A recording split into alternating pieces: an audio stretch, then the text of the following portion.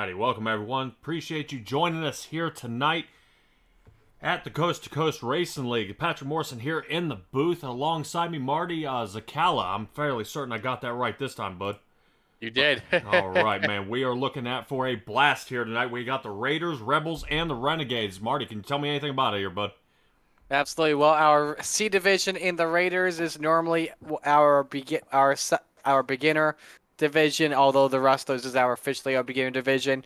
The C division is another step up closer to the B&A. What stands out as different between the divisions you'll see later on tonight is that the C division uses fixed 360 setups instead of open 360 setups. And 2 races so far in the books. It's been off to a fun start. There are 2 guys, though, out there that are very fast off to a great start.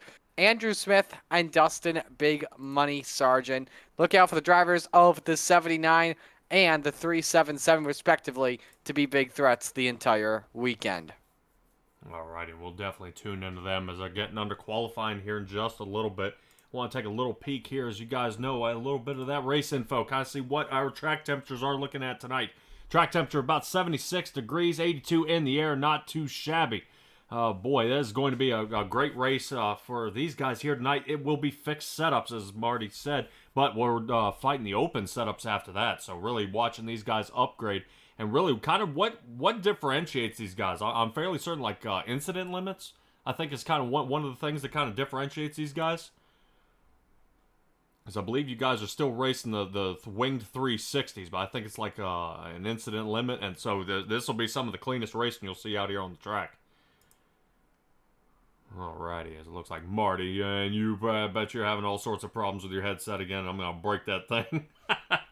Alright, as we get going around, see kind of what everybody's best time is out here on the track. This is going to be a great night. I'm really excited for everybody showing up here tonight at SimTraX Broadcasting. This is really going to be a good push, and we'll see how this kind of gets going here a little bit as we're kind of rounding this up. We're only about halfway through qualifying. Only about 11 drivers so far getting on there. Right now it looks like Riley Burr, Joe Halter, and Robert Lynch for the top 3. We'll have to see kind of how they get undone. Lynch just got bumped by Kyle Sargent there in the 91.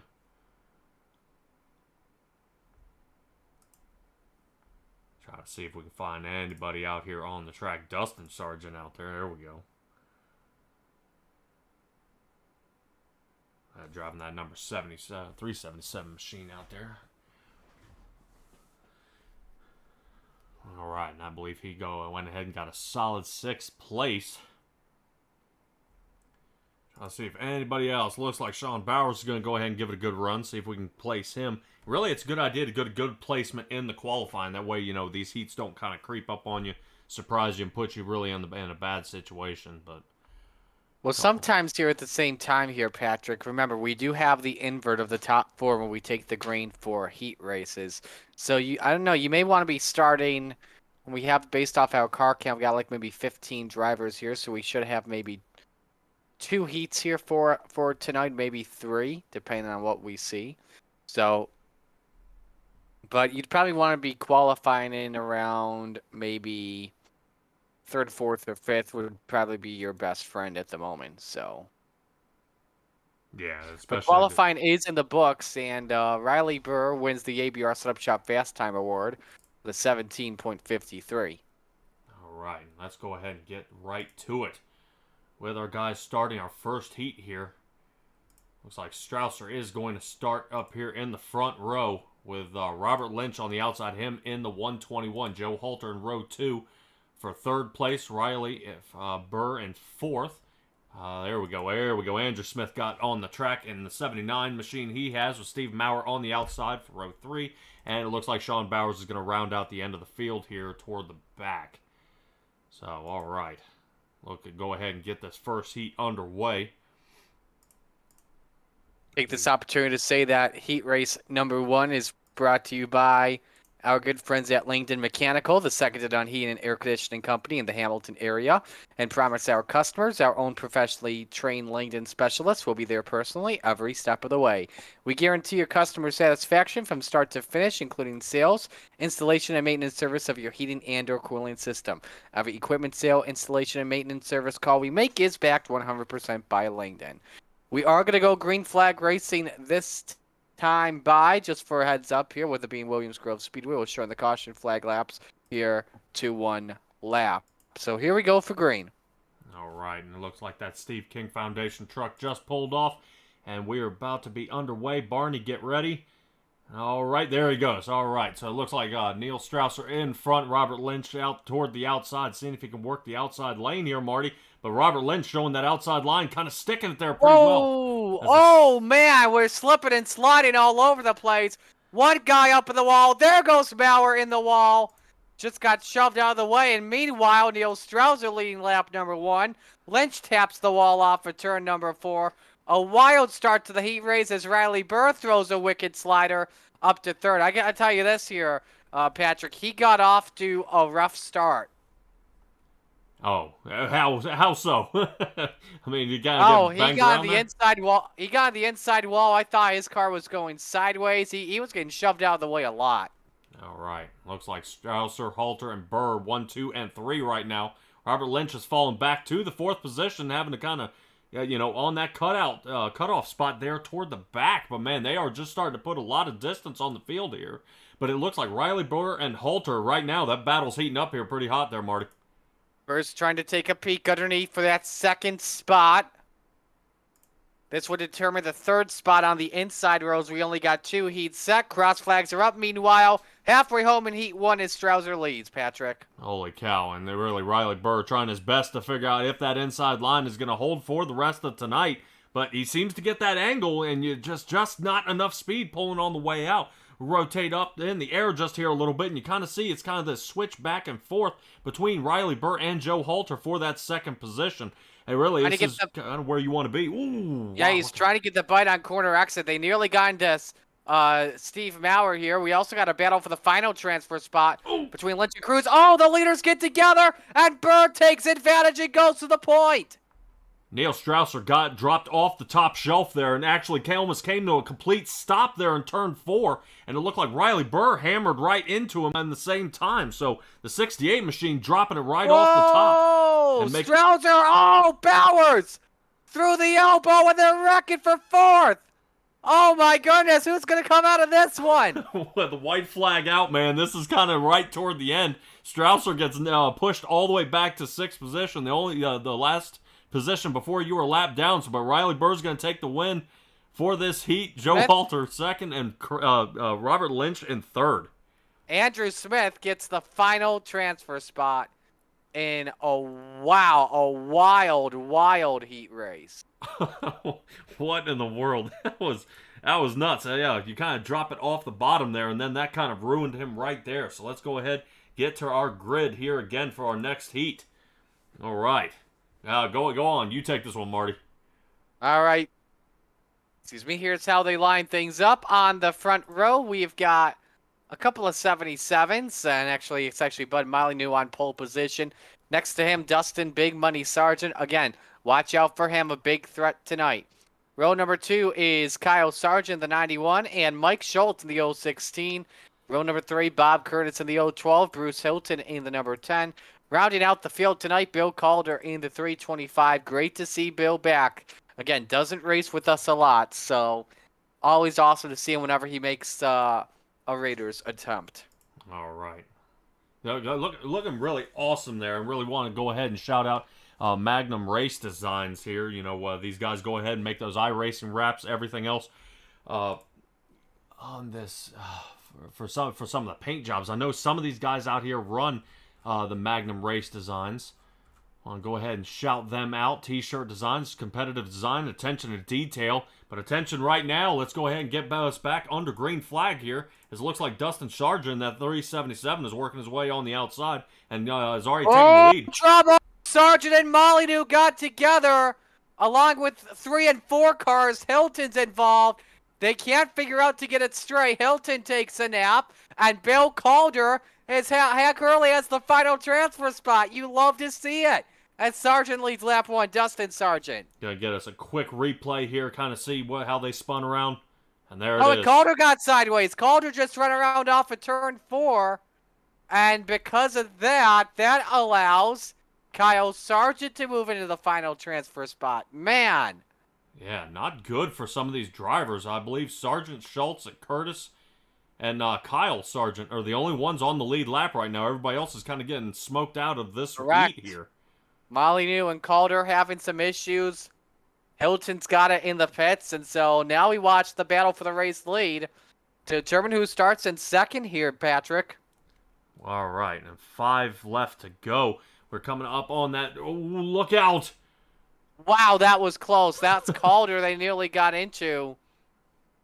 Boy, yeah, these guys are bumping and banging right here. Schultz not really wanting to give up any sort of a position here, but he's got to figure out another way to get around him instead of driving through him. Take a little on-board ride here from the outside. Kind of see him fade outside of that wing here and having to dial right back in. Got to remember, Schultz was the quickest of everyone in this heat for time trials, was second quick overall, so that's why he started 4th in this race. Now you see him try and run the outside while Sargent plays defensive, a little too high off the corner. 2 to go this time, and Dustin gains just a bit of ground. All right, Mike Schultz having to kind of dial it in back one more time. See if he can line it up as we only got 2 left to go. White flag next time by. He's really only got a couple options here, and he's just going to stay in his tracks here as it goes through 3 and 4. Comes up, white flag is out. So these two is the battle for the lead. Dustin Sargent, Mike Schultz here. Oh, really, 2 left to go as they come down the backstretch.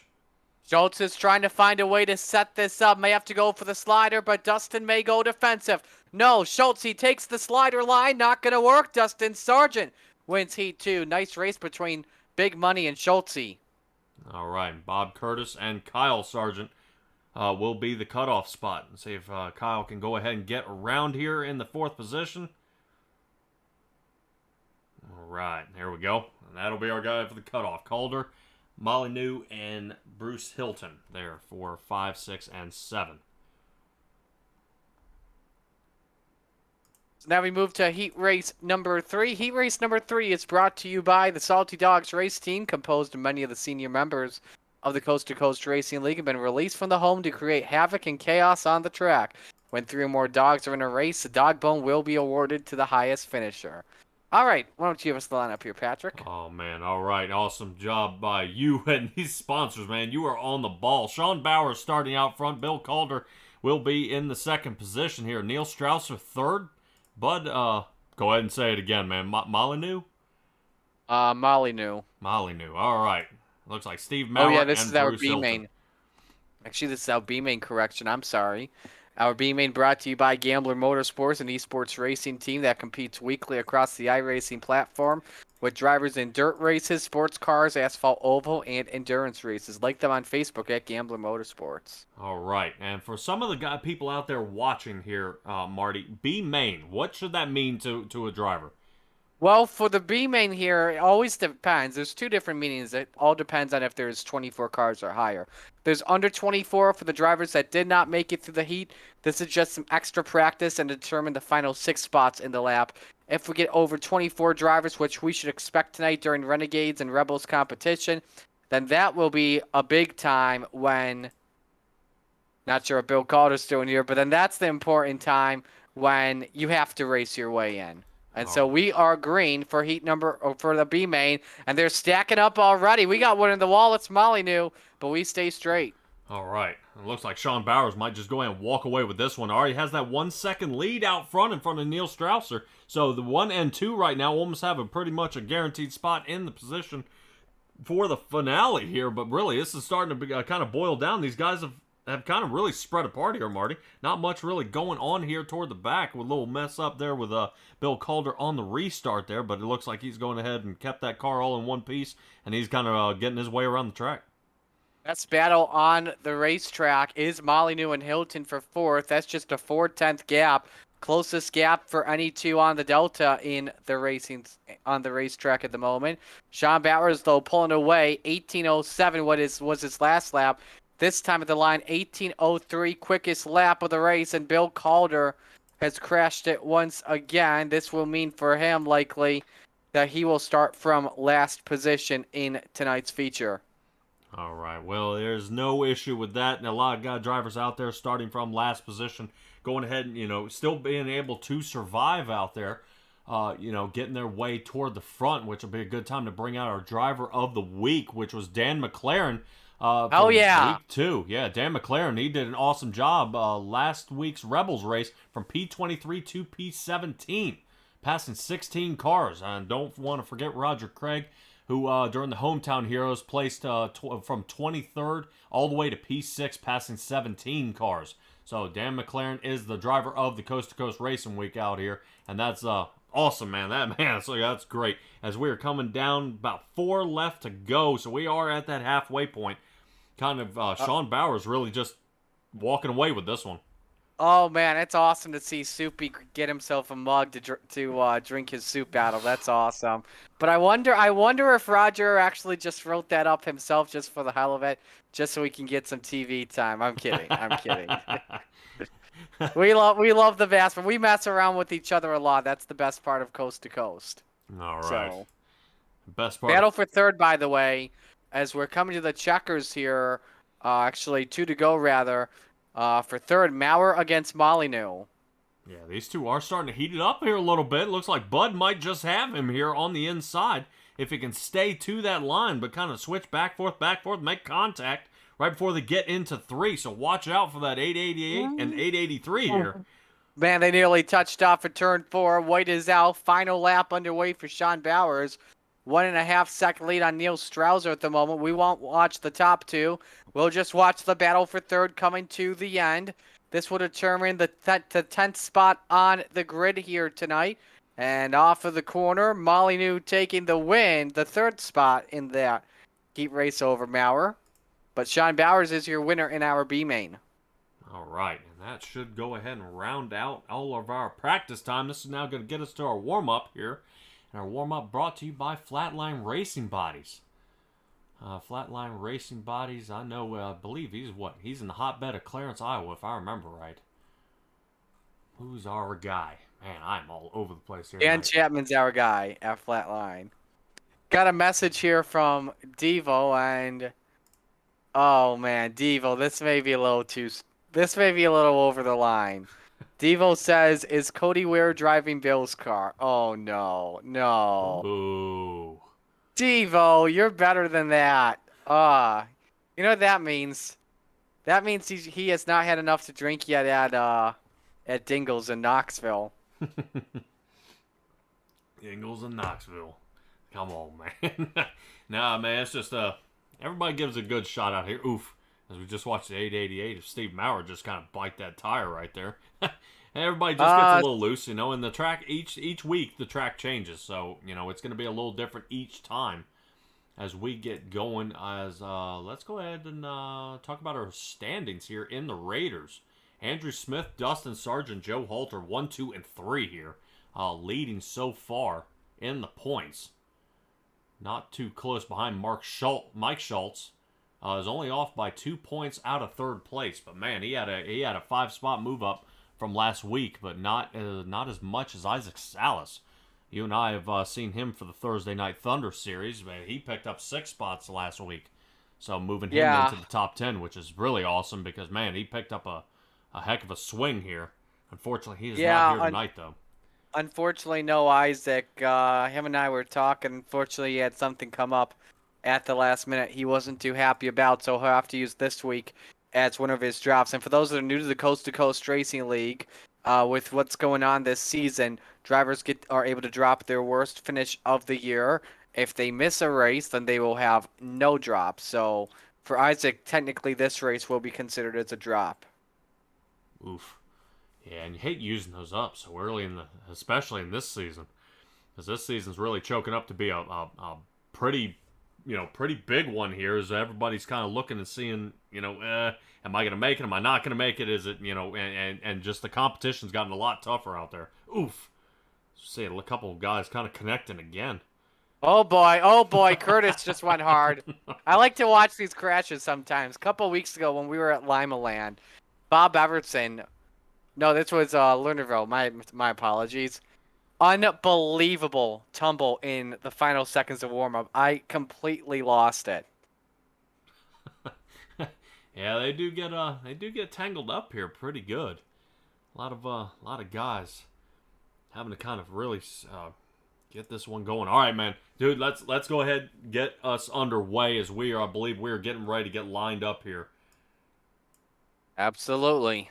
All right, let's get ready when it is ready. All right, I think I had to go ahead and slice everybody up, kind of get everybody angled in for a good angle. That way everybody looks nice and pretty here in the camera.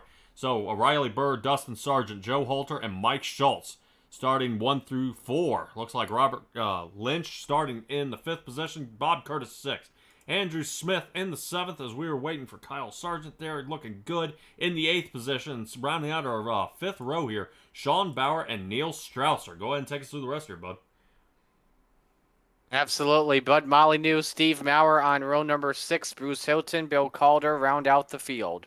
All right, man. I kind of left you short-changed there, didn't I? But, man, 20 laps in this one here. This is it's going to boil down. I'm interested to see. I think Dustin Sargent, that's probably the one I'm going to call in this 77 machine. Was looking super fast during that heat, and I think he's got a heck of a shot for it. Absolutely, and I think we're going to be going green flag racing here this time. We'll have to see. All right. Steve King Foundation pace truck is off the track. I guarantee you won't see a Porsche out here on the dirt. Bob Curtis gets a little toward the outside there. Everybody lined up. Ready? 3, 2, 1, and here we go. Oh, Marty, contact. Leaders get together. Oh, no, Halter. Halter dialing it back. Wow, what on earth has happened? Now, who are they going to call this caution on? It's going to be either Strausser or Maurer that spun. Whoever spun out, they're going to have to go to the rear. A lot of drivers look like they saved it there under yellow. Yeah, a lot of contact there by Dustin Sargent there on the outside. And it just started causing this tangle up right here. I think that one's going to go... Trying to think here from the looks of it. I think because the 84 got sideways there of Burr, and who was expected to be one of the highest drivers out there to try and win it, that may go against him. And nope, I think they're calling the caution against Strausser here. So yeah, Strausser all the way in the back of the field of the 68. So that yellow just pretty much saved Riley Burr there, but it does have some damage on the top wing. How bad is it, though, is the question, because this is a track in Williams Grove where aerodynamics means everything on the straights. Yeah, definitely has that ripple effect there on the sides. Yeah, he's bent up pretty bad there on both left and the right side of that wing. But it looks like the car and everything else seems pretty intact. Absolutely no damage otherwise from that on Riley Burr. Drivers are allowed one quick repair, though. Dustin looking good as well. I don't see any damage, though, at all to his. Nuke 77, 377 rather. Halter, Smoking Joe Halter looking good as well. I don't think Schultz was involved in that wreck in any means whatsoever. Yeah, when we're kind of just poking through the rest of the field here, kind of seeing where everybody ended up. If any more damage, we did see Neil Strausser kind of getting banged around there, spun out. I saw the Steve Maurer there in the 888 kind of go up the field. He may have a bent front bar right there in the front, but nothing too crazy. Yeah, not as bad as Riley Burr. Riley Burr's got some pretty massive damage to that wing, but man. Marty, here we go back under green as they get lined up here, man, single file. One lap does go up on the board here because of what happened. Riley Burr, the control car for our Mission 22 restart. And he fires, green light's back on. All right, away we go. Riley Burr kind of trying to see if he could take off this time. Ooh, man, gets way up into the uncharted area. So Dustin Sargent really going to capitalize on that move and slide right underneath him. And away he goes, and Riley Burr's upside down. Burr's out of the track because of what happened in the flip. It looked like it was going out of the track, but no caution. We stay green, and now the caution's out. Bowers and Sargent and a hard crash. Wow, and one car has lost the top of the wing like a chicken with its head cut off. That was Molyneux.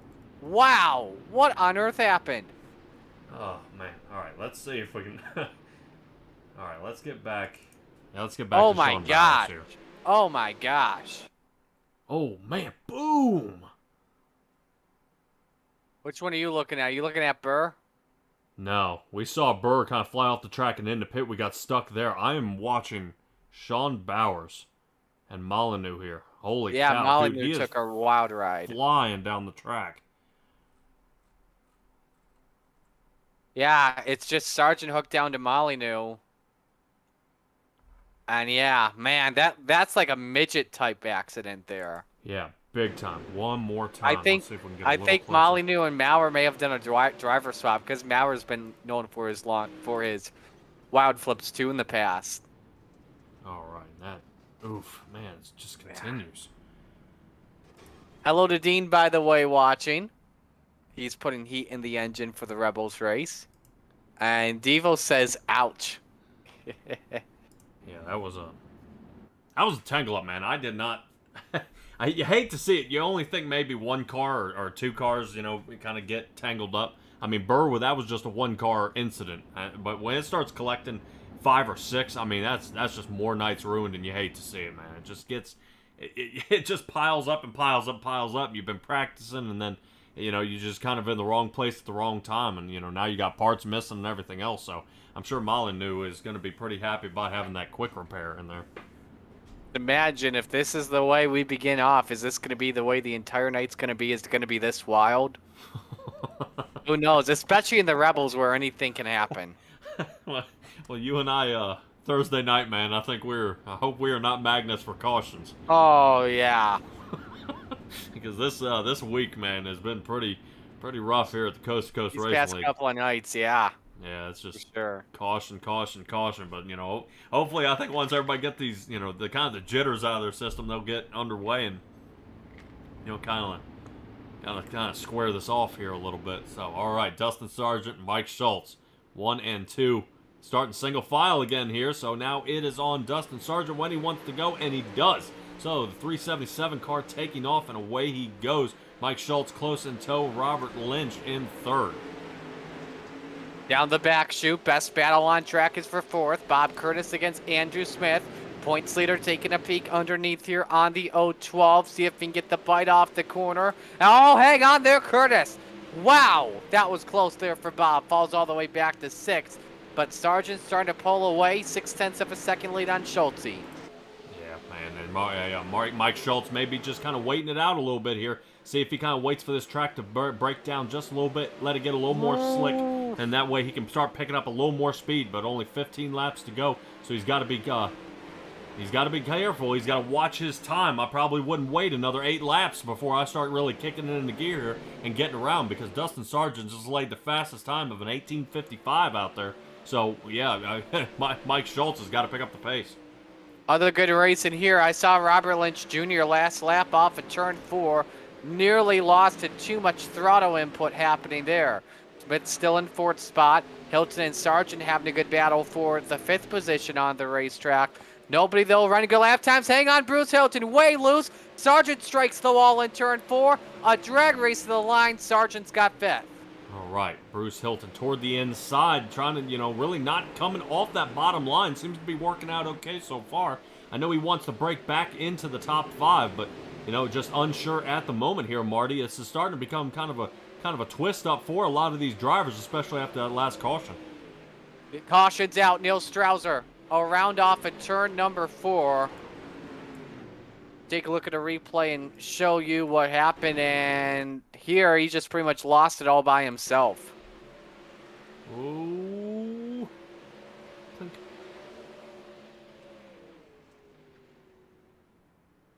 And yeah, I always try to get a little quiet right there to see if he's got any steering input issues here.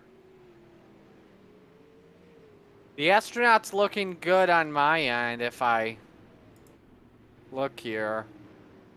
Just trying to keep the wheel to the right. I mean, that's normal, though, for a sprint car when trying to bring it back into the pits. Yeah, all right. Well, hopefully Neil Strausser is able to kind of get this straightened out. He's had a string of bad luck here so far. Yes. Absolutely. Neil coming on in here this evening, 8th in points. Only best finish of the season is actually he's finished 12th in both weeks so far. All right, let's see out there in the chat. Stellar Stella, this race is like an infomercial. Cautions, wait, there's more. I see what you're saying. Yeah, no, these guys are I just think it's just trying to kind of get this track. I'm just wondering, I wonder if it's Williams Grove. Just these drivers are just having such a hard time kind of getting the track to cooperate with the way they want to drive out here. I mean, I've never seen so much trouble. And I talked about this on Thursday night when you and I did the Thunder broadcast, but Williams Grove is a completely different track than your ordinary dirt track on iRacing. It's got the long straights. It's got the very tight corners here, tighter than probably any other racetrack we have here in iRacing. So that's how I look at it. Yeah, but that's okay. I mean, it's all right. I mean, we'll get it. We'll get it straightened out. But Dustin Sargent still leading the race here. Mike Schultz in second and Robert Lynch in third. It seems most of these cautions are kind of ended up toward the back here. But that's all right. That 77 and the 16 are getting ready to bring us back under green flag here. As they get lined up. Barney in the booth once again. His arm's getting tired here tonight, but he's waving that green flag again as Dustin Sargent goes ahead and takes off. And seeing if he can get a little more separation than he did last time. I think Robert Lynch liked it in two, and he's around and up and over he goes. Caution. Oh. Almost got hit from, I think it was Maurer who nearly clipped him, but not what Lynch wanted. He's been having some tough restarts here all evening long, and he just simply biked it and rode the wall. And this was a situation where it was all by himself. Here's a look at your replay. Got the end of the wall, caught the air, and then right here when the undercarriage of the rear suspension just gets the top of the wall, that's what sends him over. I'm surprised that the way the car flipped, he didn't immediately get towed back, so that was strange. Yeah, that was pretty wicked, though. All right, looks like he is working his way down pit road now. All right, so Robert Lynch, yeah, now might be that time to cash in for that fast repair. I was going to say, I know Robert Lynch joins everybody, the Coast2Coast Racing League, in multiple nights. I've seen him in the, here. I've seen him on Tuesday nights in the NASCAR, and Thursday nights I saw him in the Pro Late Models. So he is not afraid to hop in any car and really put it on a show here at the Coast2Coast Racing League. Absolutely not afraid always. Great. It's been great seeing Lynch Jr. with us. So we'll just have to see what happens when we, how close he can get to getting a win. Yeah, but I think being on your lid, man, it's not that's not going to go too well for you right off the bat. Absolutely. Luckily, he is back out on the racetrack, so actually, yep, he is back on the track, so that's good to see. We'll stay on the lead lap. Yeah, at least good news. Bruce Hilton was able to break back into the top 5 there in that 10 machine right there. He is up 8 positions from where he started so far. So, I mean, a lot of good moving by him getting his way up toward the front. But here we go again, back under green. And take us away, Marty. Here we go. Sargent fires and brings us back. You got Schultz second, Smith third, Kyle Sargent fourth. Bruce Hilton now moves up to the top 5. Kyle trying to take a peek underneath Smith for the bottom step of the podium. That would be big for Dustin to try and increase his points lead. Behind them, some near contact between Bowers and Halter for a position. Meanwhile, off the corner, Smith holding on to third spot at the line here 11 complete, 9 to go. Wow, Sean Bowers almost collects Joe Halter when they come up on that front stretch there. Really almost just barely missed him by a couple inches. Those two almost making contact. No fear, those guys are able to survive. But here we go. Joe Halter now trying Steve to... Maurer has crashed it in God. turn number 3. Oh, no. And it looks like he had some contact with Bob Curtis in a battle for position, and he nearly got hit many times. Let's take a look here at a replay and show you. Watch with Bob Curtis. They were battling for 8th position for the looks of it. Just got in a little bit too deep. Got into Curtis. Curtis does a good job not to spin out. Who is that, by the way, that just missed up top? Oh, man, that was... You know what? I'm going to go ahead and... I think that was Molyneux and the... Nope, that's not. 84 Riley Burr. Yes, that was Riley. That's why he's a lap down in this race. So, whew, close call. Yes, it was. That might be something. Let's see if I can take a peek here. Kind of this near miss.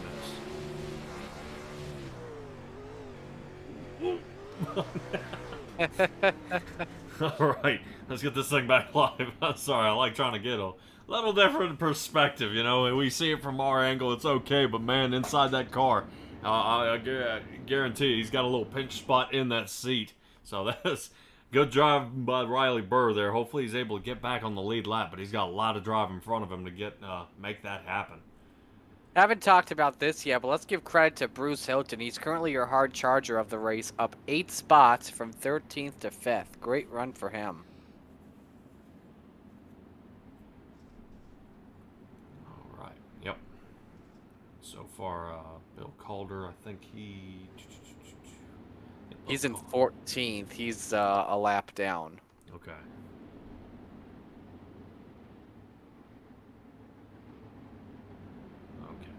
Yeah, sorry about that. My little ticker was telling me I almost had him not there. I thought he took it to the garage, but no, he is still out there doing a great job. Still able to keep it on the track. You know, during that heat session, looking a little rough. But have no fear.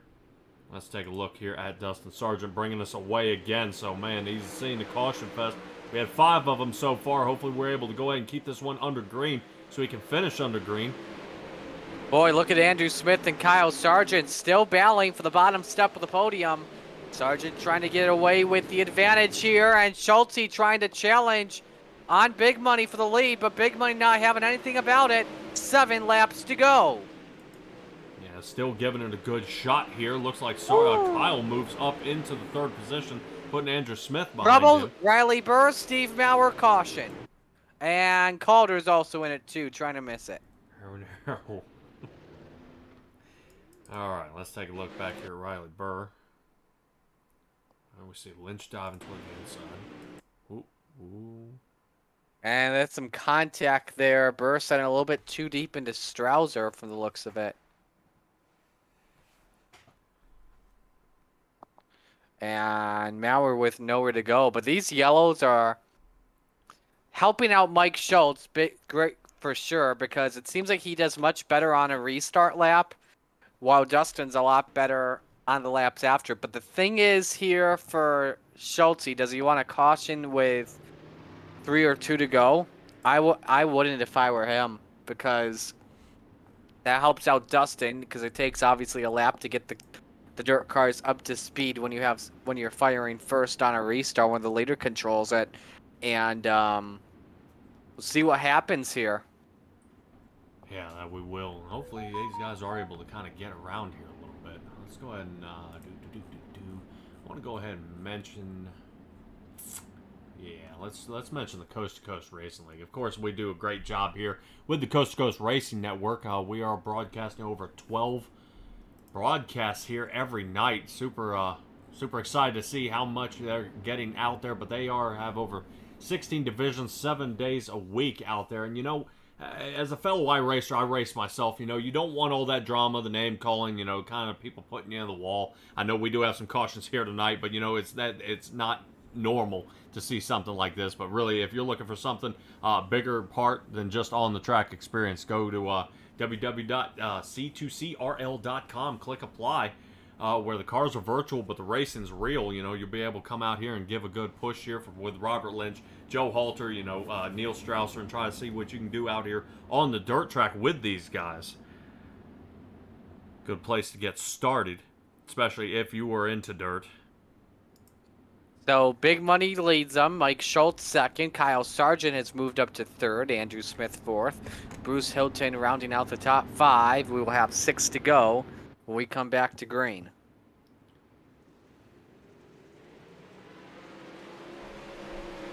All right, now under green we go. Dustin Sargent taking Whoa! the line. Wow, what in the world? Schultz scraped the wall in turn 2. Had so close of a call there. Now another question kind of starts to scrape my mind because all these yellow flags. Well, some of the drivers run out of fuel here because of all the laps they've been taking. Who knows what's going to happen? Good battle for 4th. Bruce Hilton trying to attack Andrew Smith for that spot. Smith has nothing of it, though. Yeah, still giving it a good shot here. You know, Bowers, I believe. Oof, kind of clips the inside wall there, trying to get a better angle. Who is that? Kyle Sargent. Sargent looking underneath on Schultz for the runner-up spot with 4 left. That doesn't work, though. Schultz, he's still hanging on. And Schultz shuts the door on Sargent to prevent a slide job from happening. 3 to go at the line here, Patrick. Yeah, they are starting to spread out a little bit there toward the front, about 0.4 of a second between each person. Bruce Hilton looks like he's still A-OK. No one really pressuring him at all.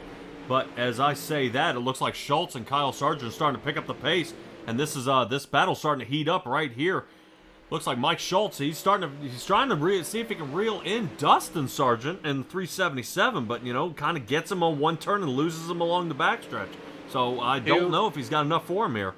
Coming to the white flag this time by a 1-second lead for Big Money on Mike Schultz. Sargent trying to wide way in third. Watch out. They come to Bill Calder, who lets out of the way. Final lap is underway here, Patrick. All right, Dustin Sargent, Mike Schultz.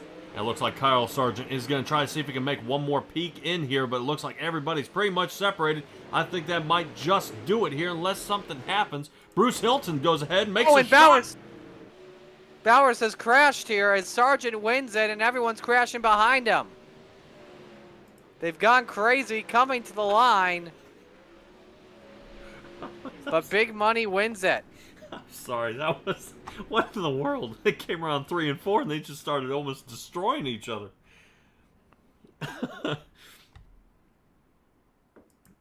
Wow. He decided it was time to go crazy a little bit early. Yeah, I guess so. What in the world? They were okay, and then all of a sudden just started folding each other up.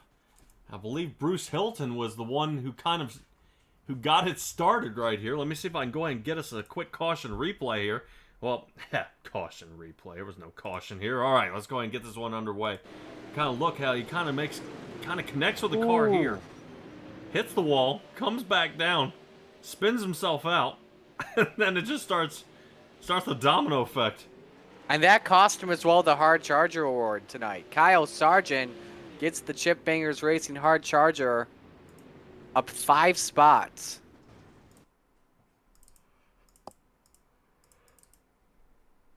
Yeah, and at the end of all of that, he still caught up with Robert Lynch, folded him up again. Just man, the way everybody was kind of folding each other all to pieces, it kind of ruins it. But the 2 Sargents up there in the top 3 with Mike Schultz in the middle. That goes ahead and works out pretty well for him. Let's go ahead and see if we can go ahead get you caught up with Kyle here. There we go. Kyle, you got a copy on this here, bud? Yes, sir. Oh, man, dude. All right. Other than the cautions, I know what you're going to say. Other than the cautions, what would have been better racing for you here tonight? Gosh, I don't know. It was pretty fun, honestly. A little misfortune at the beginning, and then worked my way through. I guess I can't complain. Yeah, I was going to say, you did make it up 5 positions. Great run for you there, being able to go ahead and conquer this track. I'm assuming we'll see you... will we see any of these guys in the next section here, Marty? We should, yeah. Okay, cool, man. Hey, I was going to say, Kyle, I'm new to the Monday Night Madness here, bud, but am I going to see you in the next shot? Unfortunately, I can't. I got daddy duty, so Oh, man. Uh-oh. unfortunately. But I Oh. want to be, believe me. All right, man. Well, go ahead and give us your shout-outs, and let's get you to work. You bet. Big shout out to DNT Designs for doing the paint on the car, BBR, Black Bullet Racing, Nukes Performance. Without those guys' help, it would definitely make it a lot more tough. All right, Kyle. Good job tonight, placing third place, man. Can't wait to see what you got for us the rest of the week. Man, thank you. All right, Kyle. So that's Kyle Sargent, our third place finisher. Let's get to our second place finisher in Mike Schultz. Schultz, a great run out there for you tonight. You and Dustin put on a good battle, not just in the feature, but also in your heat as well earlier. What more did you need for him? To start ahead of him, really, that was about it. I had wheel damage there about halfway through, so it was a struggle all race long. But I was just telling him, he flat out schooled me on all the restarts, and I didn't have anything for him being behind him. I showed him a nose too early there that one time, but him and Kyle have communication, so I was a lone duck in between their teams. How tough was this race as a whole for you? It's Williams Grove. It's not. I mean, you just wait for the track to slick up like it is, and you hope the bottom can come in and stay. And it was there. With what I had for damage, it wasn't going to work. Who do you want to give shout outs to on the run? I got a Bruce. Bruce had a great run up through there. The Penny and Posse guys, you, Marty, and the whole broadcast team, coast to coast. Thank you all for all you do. That's it. All right, man. Great job tonight, Mike. I appreciate it. Thanks, guys. So that's Mike Schultz, our second place finisher. Patrick, you got big money in Coolray Victory Lane. All righty, man. Hey, dude, the race out there tonight was awesome out of you here tonight. I called it right from the beginning at the grid startup. Obviously, you had the restarts down here, bud. Was there any challenges you saw, especially getting next to Riley Burr there in the beginning? Yeah, that was unfortunate, that first start. I spun my wheels and kind of came down, and I think he might have done the same thing. It came up a little bit, and, it's just kind of one of those unfortunate things. Definitely not intentional in any way, but all in all, I felt it was a good race. So, Yeah, well, I was going to say, man, it's always a good race when you are out front for every single lap here, bud. I hear that. So. All right, yeah. You and Riley locked wheels, man. That was just unfortunate there toward the front. I thought my race pick was really going to end up being a sinking ship there, but you go ahead and pull out the win. How is the track feeling out there for you tonight? Seeing that we're going into the next round. You kind of feeling confident with the rest of the cars for the night? How the track is kind of breaking down on you? Oh, absolutely. I think so. I'm going to step up here in the next division, and that's obviously not a fixed setup. So I got a few tricks up my sleeve here for there, and we'll see if we can park her in victory lane again. Ooh, I'm excited, bud. Go ahead and give me your shout-outs, man. Let's get you practicing. Let's see. I got the guys over at BBR. Obviously, they do a lot of practice and stuff. We're always working together. Then we got I lost my sponsors. Hold on. So Black Bullet Racing, Derek G LLC, DuBois Welding, Giddings Mobile Repair in Tulsa, Oklahoma. If you need any automotive repair, he'll come to you to get it done. Look him up. We got W Energy Drinks, and then we've got Nukes Performance. He's doing our setups now, and he's got some pretty quick setups, so I'm excited to see what we can do with him. All right, and you will have that chance to test it here tonight. Dustin Sargent, great job, bud, and can't wait to see what you got for us coming up. All right, appreciate it. Thanks, man. All right, and there's Dustin Sargent. Marty, really awesome job there. Having him join us up here in the Coolray Victory Lane here. But we are coming up on the 360s Opens, I believe, for the Renegades. No, Rebels. Rebel time. Rebels, man. Yeah. Look at me. All right, well, we're going to go ahead and cut to a quick commercial here, and we will be right back with our next feature.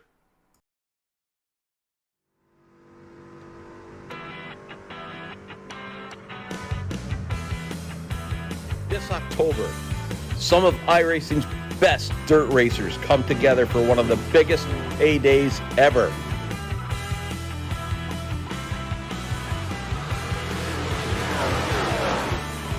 All dirt roads lead to Charlotte and the Dirt Track Bank World Finals, presented by the Dirt Alliance.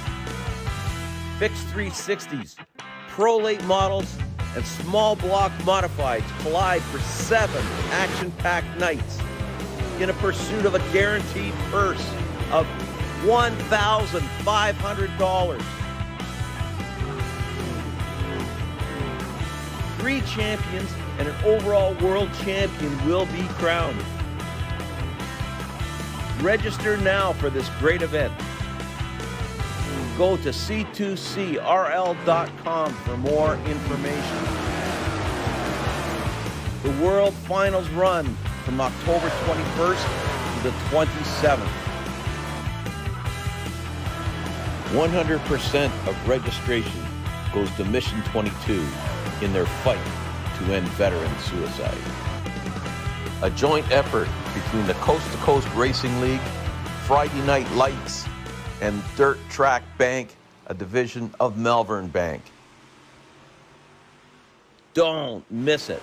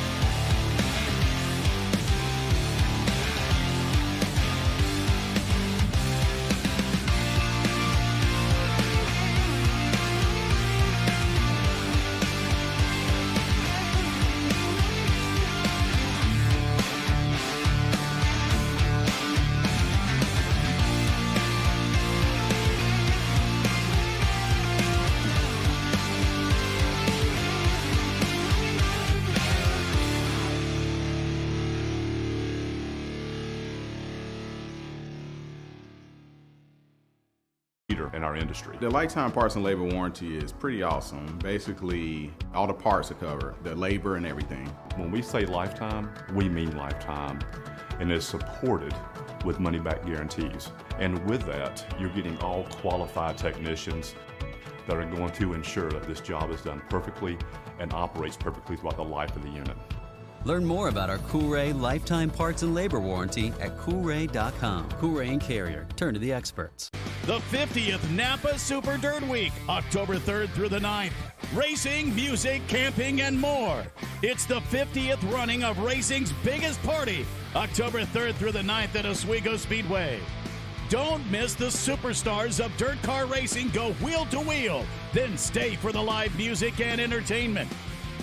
Get your tickets now at superdirtweek.com or call 844-DIRT-TICKS.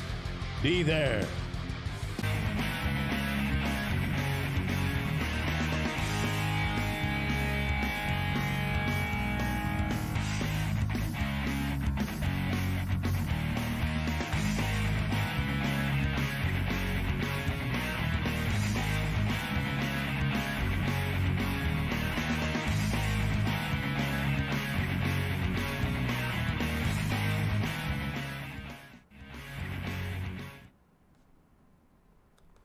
Alrighty, everybody, and we are back. I am super excited to see what we have coming up next.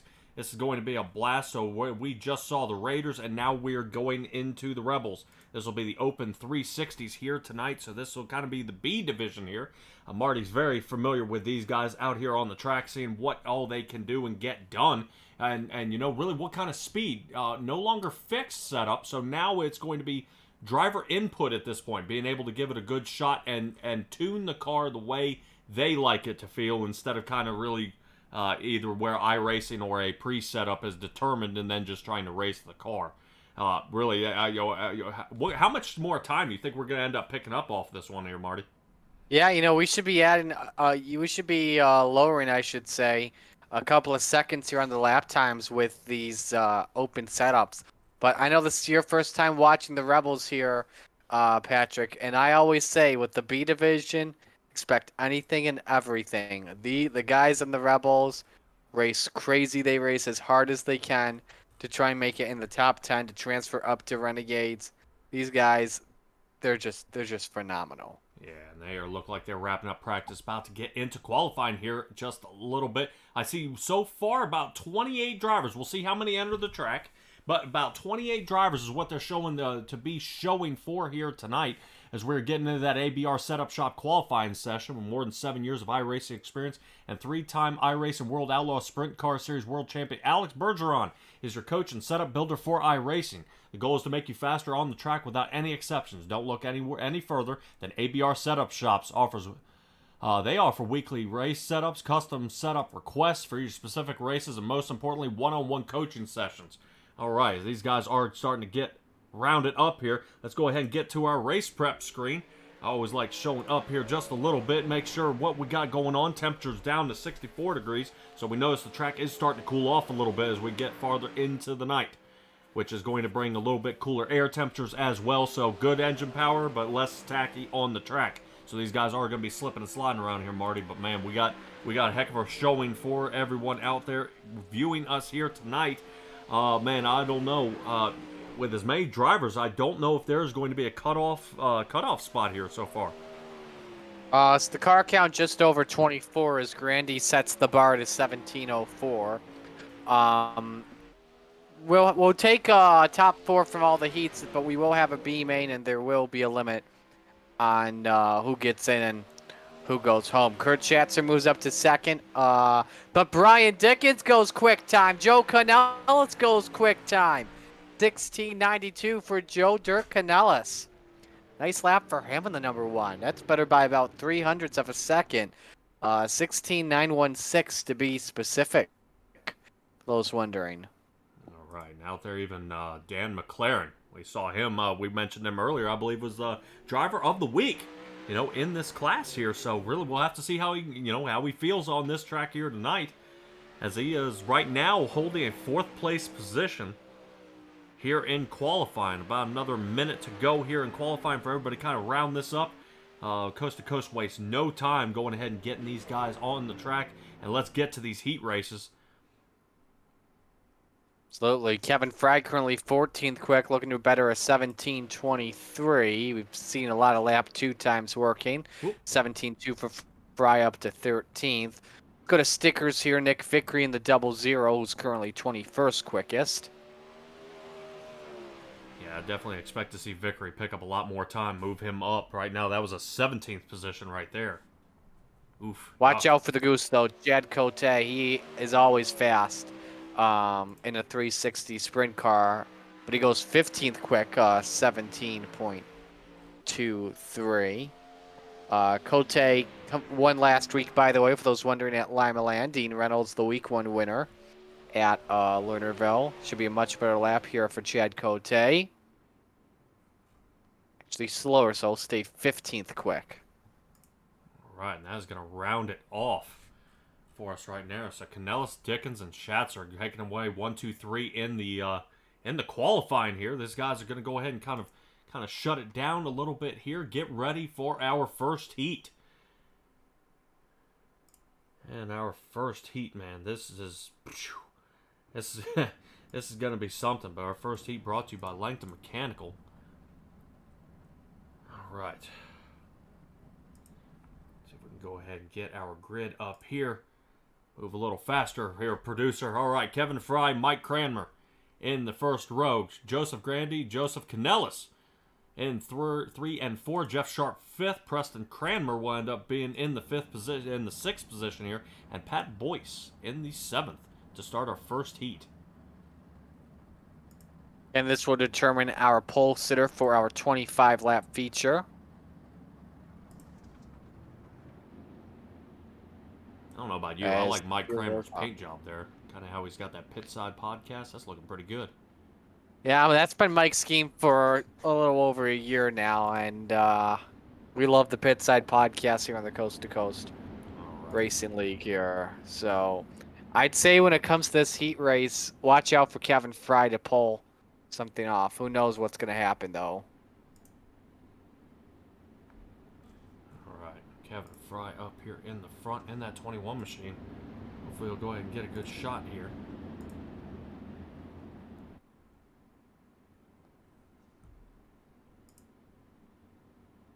Whoa. Sorry We'll go about that, one ladies. lap I'm when- trying to fix that tower there. Good lord. That thing's all messed up. We're going to go one lap here before we take the green flag. All right. That would be a good time to go ahead and mention Langton Mechanical is second to none heat and air conditioning company in the Hamilton area. They promise their customers their very own professionally trained Langton specialists will be there every step of the way. They guarantee customer satisfaction from start to finish, including sales, installation, and the maintenance service of your heating cooling system. And not only that, every equipment sale, installation, and that maintenance service call that you make will be backed 100% by Langton. All right, looks like that Steve King pace truck is off. Mike Cranmer and Kevin Fry up here in the front row. Going to go ahead and bring us to green here for our first heat at Williams Grove Speedway. Going on the green flag here. It's going to be just at the line, and there it is. We go racing. All right, Mike Cranmer there, kind of moving around there on the outside, but we'll see. Like I said, this is back now to the open setup. Oh my, Grandy! Holy moly! Up in the air! Oh my goodness, he lands in the infield with the stance! We apologize to the fans. We hope everyone's okay out there. Wow. Wow, what a flyer there. That was an ugly one. Hopefully all the fans are okay, man. One of them may have gotten pancaked, but it looked like the safety fence may have saved him. Grandy definitely getting mixed up on that one. Grandy took gymnastics to a whole new level. Yes, he did. Wow. Anyway, let's focus on this heat race. Yeah. Cranmer's battling for second, Sharp and Boys for fourth, while Fry leads Patrick. All right. These guys just kind of single file trying to see if they can make it there. Looks like Pat Boyce there kind of kisses it off that wall coming out of 2. Really, he's kind of got to hurry up and get from that cutoff spot where Jeff Sharp is holding firm and steady in that 4th position, diving into turn 1 there. Preston Cranmer, I've seen him before. He kind of had a little bit of what Joseph Grandy had in the end. In the NASCAR race, actually sent him so high, iRacing couldn't compute where the heck he went, you know, as he was flipping around there in the 06 or the 07, I believe, in his truck as they gets going around. But here on dirt, he's going ahead keeping all 4 tires on the ground. Dyke coming out of 2. Starting to pick up a little more pace here out of Preston Cranmer. Pat Boyce looks like he went ahead. He's beating that move there by Jeff Sharp as he goes ahead and secures that 4th position with 2 to go. Just got the final transfer spot there over Jeff Sharp. Again, top 4 transfer, bottom 3. We'll have to go down to our B-Main last chance qualifier. Back to second with the Cranmers race each other well. Mike and Preston going to play it sweet then sorry as we are on the last lap here for our first heat. Kevin Fry out in front. Yeah, look at Preston Cranmer trying to work that outside line here for that 2nd position. Wasn't able to get it done as it looked like Mike Cranmer actually kind of pushed him up into the wall and blocked him out really fast. So Kevin Fry, Cranmer, Mike Cranmer, Preston Cranmer, Pat Boyce, and Jeff Sharp going for the 5th. Let's see if I can get here back fast enough. Ooh, nope. I was trying to see if I can get there fast enough so we can take another look there at that wreck, because that was wicked. All right, let's go ahead and get to our 2nd heat here. That is going to be brought to you by, let's see, Magnum Race Designs. We'll get to that in just a second, but I want to get right here to Greg Boydell here in the front row with Aiden Young on the outside. I've seen him doing really well, really very, very well in those late models. Donovan Ross in 3rd, Brian Dickens 4th, Nick Vickery, you call him Stickers. I have to ask you about that, in 5th position. John Rayner in 6th, and Bob Curtis, I don't know if he made lineup there. Looks like Bob Curtis. Bob Curtis did not make the call, no. So he's not eligible to race with the Rebels, that's why. So we call Nick Stickers here because he makes so many incredible paint schemes and just so good at it. So that's why we call him Stickers here. All right. He definitely has a good looking paint job on that car right there. Fancy, fancy, fancy. All right, let's go ahead and get our guys toward the front. And it's something being able to put such a an incredible paint job on such a small car. You know what I mean? It's you have a limited amount of space, so you got to make the max that you can. And these guys just, I mean, there's no inch that goes untouched here. Greg Boydell and Aiden Young look like Brian Dickens there. At 122 of Brian Dickens, man, that thing's wild. Billy Dickens should be the one to watch out for here in this heat race coming on up. You also got Donovan Ross, Aiden Young as well has been very fast in sprint cars too. That should be fun. GJ Boydell has been making his way up through the ranks and his best year currently to begin as a sprint car driver. All right, man, I'm excited to get this one underway. Magnum Race Designs, we're talking about paint jobs. Magnum Race Designs can do just that. Go ahead and check them out. They're a proud sponsor of the 358 Modified Division. But right now, let's get under these 360 open wheels. As we get under green here, Greg Boydell going to see if he can keep that inside line and pull away from Aiden Young here into turn 1. But Aiden Young holding that outside line. Look at the speed he's able to get out of that car right there with the 69 on that outside line. Can he slide Boydell. Okay. Boydell tried that slide job there, falls all the way back to 3rd. Aiden Young, meanwhile, takes the race lead. Oh my goodness, bad set for Boydell. Aiden Young to the B-main and out of the ballpark. Saw that one coming immediately when Boydell made the send. Bad decision to throw the slide job. Look at Devo. Ross is now up to 2nd spot. Vickery, the final guy in 4th position for right now. Everyone trains sliders at the moment, Pat. Yeah, I was going to say, Brian Dickens, you called it super fast right now, getting the breakaway. But Nick Vickery here, he's trying to be real careful around Donovan Ross there. Don't want to get him turned around. I mean, you all want to play, nicey nice out there on the dirt. It's hard to do it when you guys, battling in a matter of inches here. But Nick Vickery doing a good job kind of picking out his spot. Oh, as I say that. Oh, man. Oh, my goodness. Look at that for Rayner. And is out of it. Wow. So we've lost. So we've got our top 4 then. Oh, wait, Vickery's gone around. Nice 360 from him. What a wild heat. Again, what did I tell you here, Pat? What did I tell you about these damn Rebels? These guys are racing for every inch on the track, but man, you just hate to see guys, being sent to the B main for elimination, playing little bumper cars out there. If they do survive and make it from the feature, I definitely expect to see a few rivalries there in the feature. Hey, I had to fight because of you, so we'll have to kind of watch out for that. Brian Dickens, look at that. I mean, almost like 3 He's on second a Sunday lead. drive. Yeah. Sunday drive of the moment for Dickens.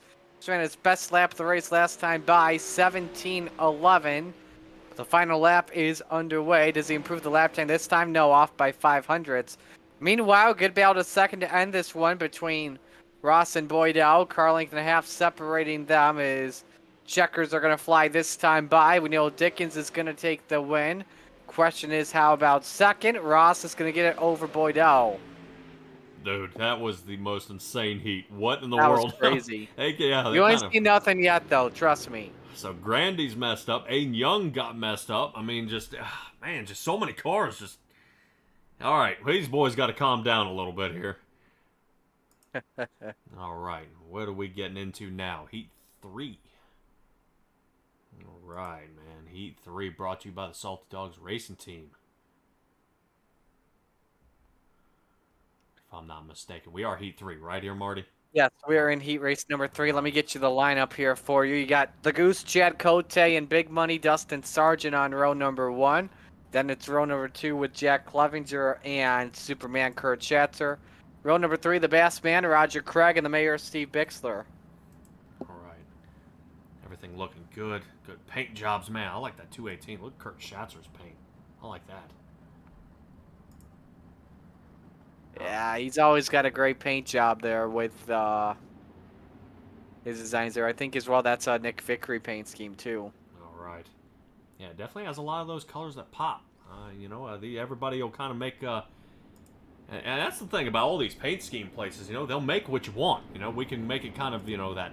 the Batmobile look, kind of that dark old black car. We can make them, like Joseph Grandy, where all the neon colors, so you really kind of stand out.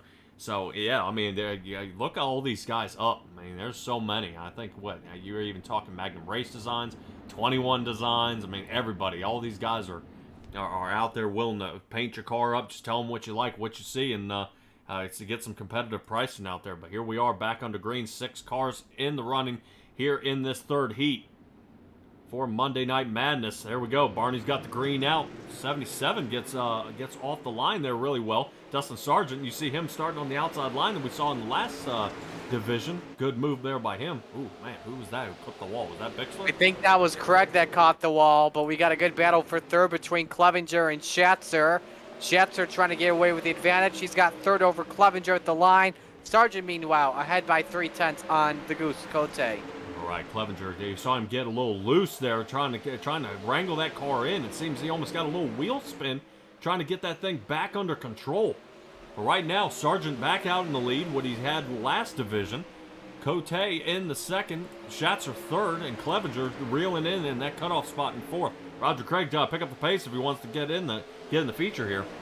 You see Schatzer trying to scrub the top off, trying to set someone up. We got Bixler that has crashed, by the way, and is headed to the pits. He's actually decided to stop the car. Maybe he forgot to fuel the car up. So, but we got a 3-car battle for the race lead here, though, Pat. Cote starting to close in on Sargent, each running the high side. The Goose tried to dime in the corner. Doesn't work out, though, yet. All right, all 3 cars within half a second of each other as it looks like Dustin Sargent under fire right now by Cote in the 11. We'll have to see if a slide job is coming up here pretty soon, but don't knock out Kurt Schatzer. I've seen him move around a lot, really get a good aim and try to triangulate these turns like you were saying, Marty. So we'll have to see if that 218 is still in the running, but he's running out of time very quick as they come down the back chute here with 3 to go. Schatzer just being patient at the moment, trying to pressure the top 2 to make a mistake. And there you see a mistake from Cote. Took a peek underneath, gives Schatzer the second spot, 2 laps to go. One mistake, and you see just loses another place. So when you are battling so close, here we go. So Cote now starting to rub the back of Kurt Schatzer there. Didn't like the place he was in. And now starting to apply the pressure yet again. Back, Cote clips the wall there as we are coming to the white flag. Jets are the quickest car on track last time by, 17:28. But can he close in on Dustin Sargent? Cote pressuring big time. Cote looks for the send, not going to work. Dustin Sargent wins the heat race. Jets are Cote and Clevenger transfer in. Craig and Bixler down to the B main, 1 heat to go. All right, good running by everybody out here. This is going to be excellent. These guys are gridding up for our next run here. There's some names I haven't seen, so we should be to heat 4. Yep, this is our 4th heat race brought to you by 2-1 Designs, making wraps for all dirt racing needs. In addition to 118 scale RC wraps, like them on Facebook at 2-1 Designs. All right, let's go ahead and get to our guys here. Gary Taylor, Dean Reynolds up there in the front row. As we got Bob Evertson and Dan McLaren, our driver of the week last week for his 3 and 4th spot. Richard Holland in the 3rd row, starting on the inside with Peyton Burton on the outside in the 6th place, wrapping up this field in this final heat. I believe before we go to the Gambler Motorsports B main, these guys really got to give it a good shot here to not end up in the elimination. Hey, and by the way, with a brand new paint scheme for those wondering, brand new design, that green number 14. So we're set to go. Alrighty. Taylor and Reynolds will bring us to green again. Watch out for the high side very closely. Yes. I think that 79 car of Dean Reynolds getting that good jump there from the beginning. See if he can hold that outside line from Gary Taylor. But Gary Taylor, ooh. They nearly touched. They touched twice. Are they going to make it, though? All Look right. at McLaren. Oh, man. Up. He's trying to rotate back here to Gary Taylor. Who's And starting McLaren. Big sender. Oh, man, he said it too much. Reynolds keeps the lead. This is good stuff. 3 wide. This may be too bad. Holland's around. Same with Burton and Taylor. The captain gets away from it first, though. But we go to the race lead. Reynolds and McLaren racing each other hard like it's the last lap. Oh, yeah, but we have 6 to go here, as it looks like the back 3, Taylor, Holland, and Burton, got tangled up there in that wreck right there. No caution will be out during the heat, so now Dan McLaren taking that peek toward the inside. Oh, no! 79. I think Reynolds thought for a moment that McLaren was going to get into. What on earth was Dean thinking? Oh, man, Dean just trying to overcompensate there a little bit, didn't stand his ground, and really took a bite out of that wall. So now it's allowed Bob Evertson to catch up, and now he's under fire for the 2nd position. So Dean Reynolds, man, kind of watching Dan McLaren pull off with this one. Dean and I are going to have a little talk about this afterwards. I've submitted stuff to the Not Top 10 on iRacing. We haven't made it before. I know this ain't going to make it, but if we were to do a C2 CRO Top 10, he'd probably make it on there. Ooh, man. I kid. He's still getting a little bit there from Bob Evertson here. Bob Evertson had a really fast day. His fastest lap was his last lap, but still not as fast as Dean Reynolds right now. Reynolds staying out front in that 79 machine, but does he have anything for him as we are 2 to go? The 2 of them are almost touching here. So Dean Reynolds is still under fire, man. And really, that's what you got to be. It's got to be nerve-wracking. You got to get your adrenaline up here, seeing that you are still under a lot of pressure there by Bob Evertson. He wants to make sure he's up front, but Evertson looks like he kisses off that wall, and that might just do it for him as the white flag is out and flying. You got to watch as well. We got a battle for 4th, too. Holland and Burton got past Gary Taylor for the final transfer spot, and that's not over yet. Meanwhile, it's a 3-car battle for the win. Evertson sends it. Everyone's up for the wall. McLaren takes the win over Evertson and Reynolds. We go to 4th. Holland's going to edge out Burton for it. Man. Way to go. That was something. Yeah. Alrighty. That is going to do it for our last heat there. So that means everybody here is in that cutoff spot. There's no mistakes can be made this time. No way. All right, so that's going to start us off with Jeff Sharp and John Rayner. They're happy and comfortable up in that front row. Roger Craig starting in row 2 on the inside in the 747, followed closely by Peyton Burton there. Got tangled up in that last heat. Hopefully going to be able to square that one away. Joseph Grandy, we saw him doing the barrel rolls into the fans He's going to be starting 5th with Aiden Young, who kind of got slide jobbed over the fence in the 69 machine. In 6th, 7th is going to be Steven Bixler, followed by Gary Taylor in 7 and 8. And Joseph Canellis there in the 9th position, starting in the back of the field. We are taking the top 8 to the feature. Everyone else will go home. So one driver will go home out of everyone here. And so we're going to have to watch the driver in 8th very closely. All right, you say top 8 drivers. So right now, Joseph Canellis is the only one out on the outskirts there. He has got to make the move, and he's got to shoot his way up front. I know it shows us all there on the tower of Bob Curtis, but he did not make the cutoff for this race here tonight. So really, everybody up front, as long as they can, not fold each other up like they have in the previous heats, they should have a guaranteed shot in. But Marty, here we go, man. This is getting ready to get underway. Jeff Sharp and Rayner, as long as they can keep clean, they got a shot in, as they got 10 laps to get it done. How bad do you want it is the real question. Green flag is out. Here we go. Sharp and Rayner lead them into turn number 1. Sharp gets away with the slider on the advantage. But look at Peyton Burton all the way to the outside. Up in the wall he goes. Hang on, you don't want to be wrecking here. Bixler sideways. Taylor and Bixler are hooked. Who gets away from this first? All right. Taylor does. And Bixler doesn't have a front wing, so that could be big. All right, Bixler. Let's see if he's got any front end damage. Yeah, because his car is not pulling, so Bixler may be out of it. And right now, you are seeing everybody in the top 8 right now are going to move on. That is... so just jump to the pits. He's out of it. Yeah, he's not going to make the show. Crucial for Bixler. I hate to see that happen. Whoa! Pay it, burn! 3 for 1 off of 2. Pass. Oh, man, is Aiden Young kind of dialing it back down toward the bottom here. He's got to watch out, really, what's coming up top for him as he's trying to see if he can battle there with Rayner as he's following closely behind the 747 of Roger Craig. Craig's having a good run in this B main in the 3rd position at the moment. Could be a sneaky contender for a hard charger in this race. He's trying to hold off Aiden Young. Meanwhile, Rayner trying to hold off Grandy for 5th spot as we've completed 4. Yeah, we did see a little bit there on the outside of the screen there. Rayner and Grandy made contact, and the two of them almost hooked. So Grandy kind of getting a little frustrated with how many cars are kind of hooking into his 518 machine out there. He kind of wants to get into the feature. That's where you want to showcase your moves there rather than trying to battle for your life. Here in the B main, the cutoff area has happened. So unfortunately, Bixler is out. And everybody else has survived. Man, this is you don't want to end up folding up your rig going into this one, as I believe Peyton Burton is up here getting ready to make some moves on the lead. Better car by 0.3 of a second. Wow, he made that pass look easy on Jeff Sharp. He's going to the extreme outside and is making it work and trying to prevent anyone else from making it work later on the 25-lap feature. Meanwhile, Young inside for 2nd. Sharp just edges him at the line by a fraction of a front wing.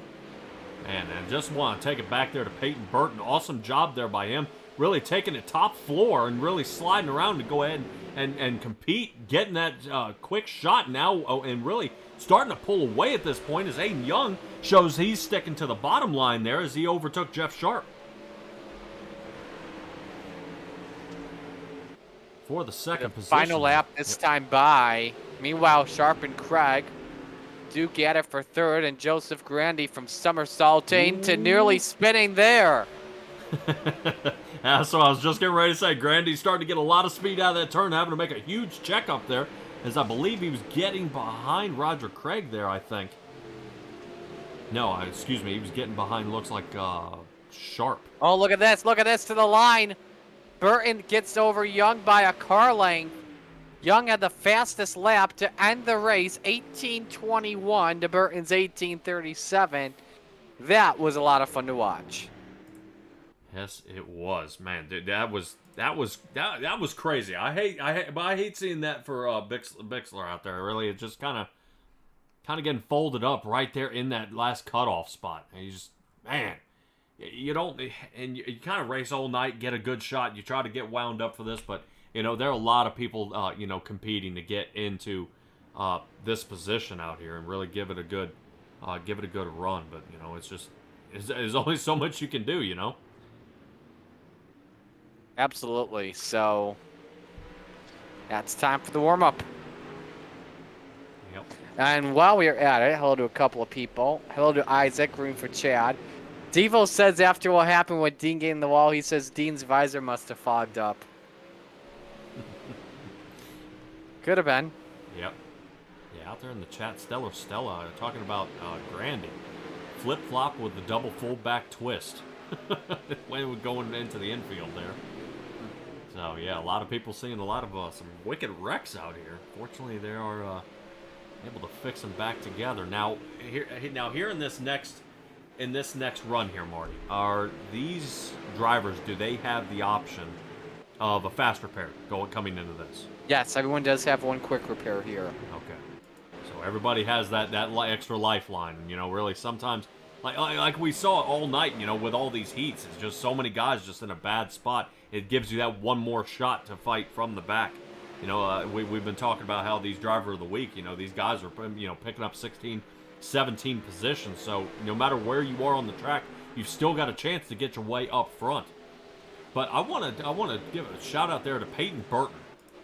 Really interesting line I see him running here tonight. We saw him way up toward the top and walked around for the lead there and then just pulled away. So I'm interested to see if that starts becoming a preferred line for some of these drivers out here.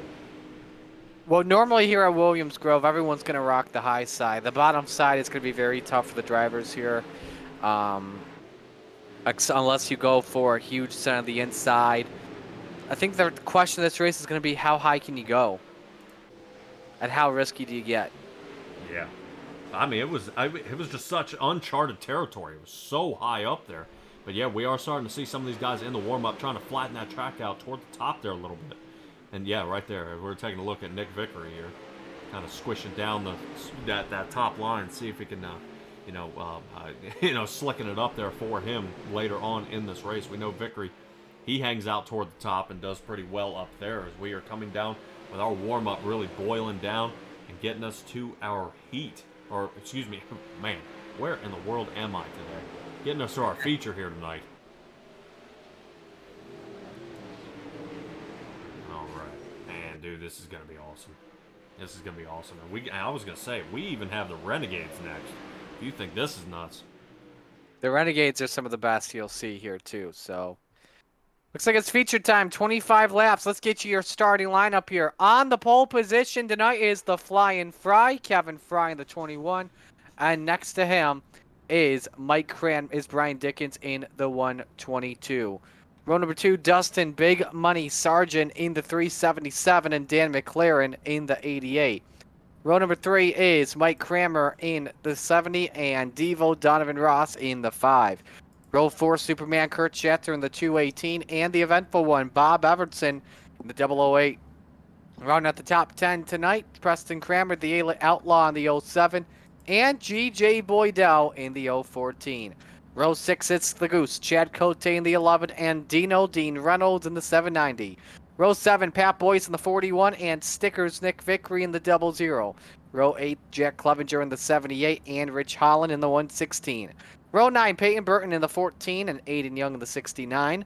Row number 10, the Bassman, Roger Craig in the 747, and Jeff Sharp in the 28. Rounding out the field tonight, Joseph Grandy, 21st, John Rayner, 22nd, Joe Canellis, 23rd, and Gary Taylor, 24th. You're the man at doing that. I love it. I love the way that sounds. You do awesome job at that. But man, the way this is going down, you know, we saw Dustin Sargent do very, very well in the previous division there. Well, with the Raiders here, you know, him starting in 3rd position.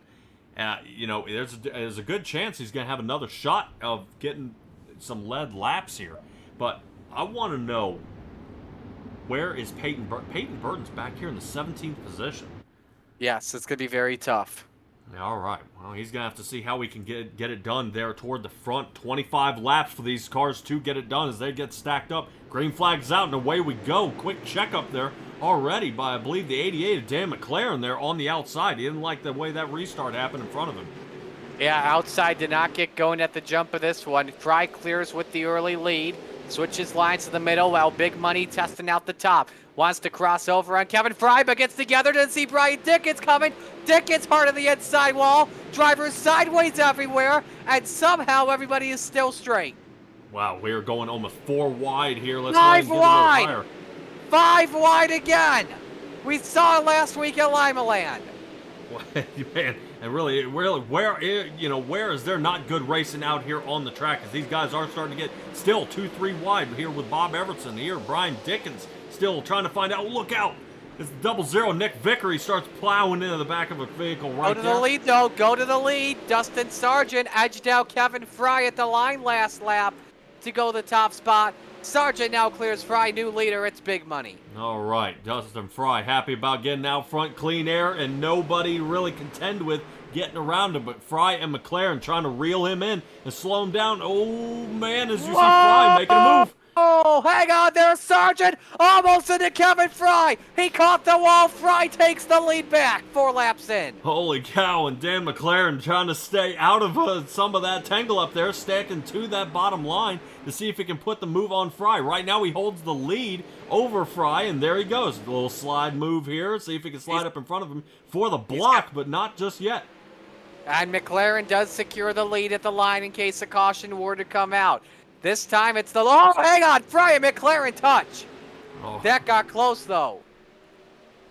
Very, very close. So now they're going to start separating here just a little bit. Looks like Fry's going to kind of dial it back and renegotiate that line, which is now going to let Dustin Sargent get another shot at him. But Sargent now starting to feel kind of the pressure here of the track breaking down on him. So he's having to change his line high, low, high and trying to figure out if he can find some speed out of that car to get his way closer to the front. Ian Burton's taking the 14 to the pits. Brian Dickens is taking the 122 to the pits. We've got no caution, so we're still green for right now. Best battle on the track is for 4th. Mike Kramer and Donovan Ross. Nice start for Mike here, but the biggest mover on the racetrack here at the moment, gotta watch out for Aiden Young in the 69, up 11 spots into 7th. He started 18th. We did see him in that B main kind of fighting for his life to get his, make sure he would stay in the feature here tonight and really showing off a good move here. We saw battle him for the lead, though. Oh. Kevin Fry to the inside on McLaren. Soupy with the crossover. Gotta watch out for Kyle Sargent, Dustin Sargent, rather, a yellow. And it's for Bob Everson. Wow. Now we can take a breath. Everson looks like a little damage to the top of that wing, and let's take a look back here and see what happened with Everson. Ooh. Whoa. That car was just breakdancing. Does he get it back? No, back on the stop again. He caught the end of the wall there as well, which led the car to flip a little bit more. But then lands on all 4 wheels. Now, there must have been some contact at the end here, because I saw a second car spin. I'll take a look here. Try to see if we can get a better angle of what. Man, that top wing went flying all the way to Lernerville. And yeah, second car did get him. Make that 3 cars. You saw Holland get him as well. Didn't see Jeff Sharp in the 28 also get a piece of it. Here he comes right there. Perfect timing on the slow-mo, too. Boom. Dang.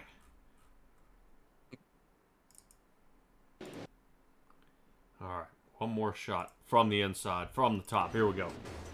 Oh, oh, oh, and that's all you see. Help! Everything's done. No, it's not. Boy, talk about ruining your night in a matter of one turn there. All right, and it looks like Bob Everson is right now showing, I believe, 19th place. As the tower does its fancy work right here. So we're going back to green. Now the big question I have here in this situation is now that we got a single file restart, our drivers can be a lot more patient. It's going to be tougher to make passes because we saw the double file racing. It got extremely crazy. But now I think we're going to see how the drivers will perform when they're racing the track now at the moment than trying to make the passing. Yeah, I think Dustin Sargent, he's used to those single file races. This will give him a better shot toward the front. I want to shout out Kurt Schatzer there in the 10th position. I think he's got a lot more for us, working his way up toward the front. But away we go. Green flag underway. So, man, already a slide and connect. Fry tried to use the elbow there on McLaren. That may cost him maybe even a second spot to Dustin Sargent. It does for right now. But Fry, can he get second? No, Sargent has it here. Pat, go ahead.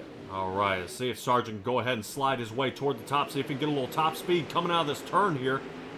As he's trying to pull down the backstretch, man, just not enough. Woo! Looks like a little nudge there from the 5 machine of Donovan Ross, who's worked his way up into one on the third wall. position. That's Cote in the 11. Staying green, though, luckily. And by the way, Aiden Young, watch out for him on the charge. Up to 5th, up 13 spots. We're not even at the halfway mark yet. Good job there by Aiden Young, kind of showing why he shouldn't have been there. Oh, Sargent, Dustin Sargent has crashed it in turn number 3. He flipped the car from second spot. Dustin Sargent, no. And this guy has had a lot of bad luck in Rebels this season. He's come close to winning a couple of them. You go back to Lernerville in week number 1 on the year. Every time he'd take the lead away from Dean Reynolds, he'd go off track in 3 and 4. Just lost the car there entering the corner. Turn 3 has not been his best friend all season. Yeah, he actually contacted Kevin Fry there, right in the back. Whoa. Kevin Fry started to slide before he expected it. And yeah. contacted the back of his car. You're Let's right. take a little look here from the top with our Ace Designs drone view here. Don't know if it may have been a brake check or what. But right there, you just see the contact barely to the fuel bar and where the right rear wheel connect. And then just rear ends the wall, which sends him for a wild ride. Good check up there about the 747. Roger Craig there. He could have slid it right into him and ruined his night as well. All right. Well, you want to know who this yellow helps out at as well? Aiden Young, now up to 4th.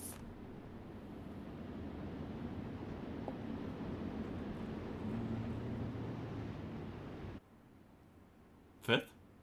I was going to say, we got Dan McLaren, Kevin Fry, Ross, and Mike Cranmer. Oh, yeah, you're right. He's up to 5th. That's right. My mistake.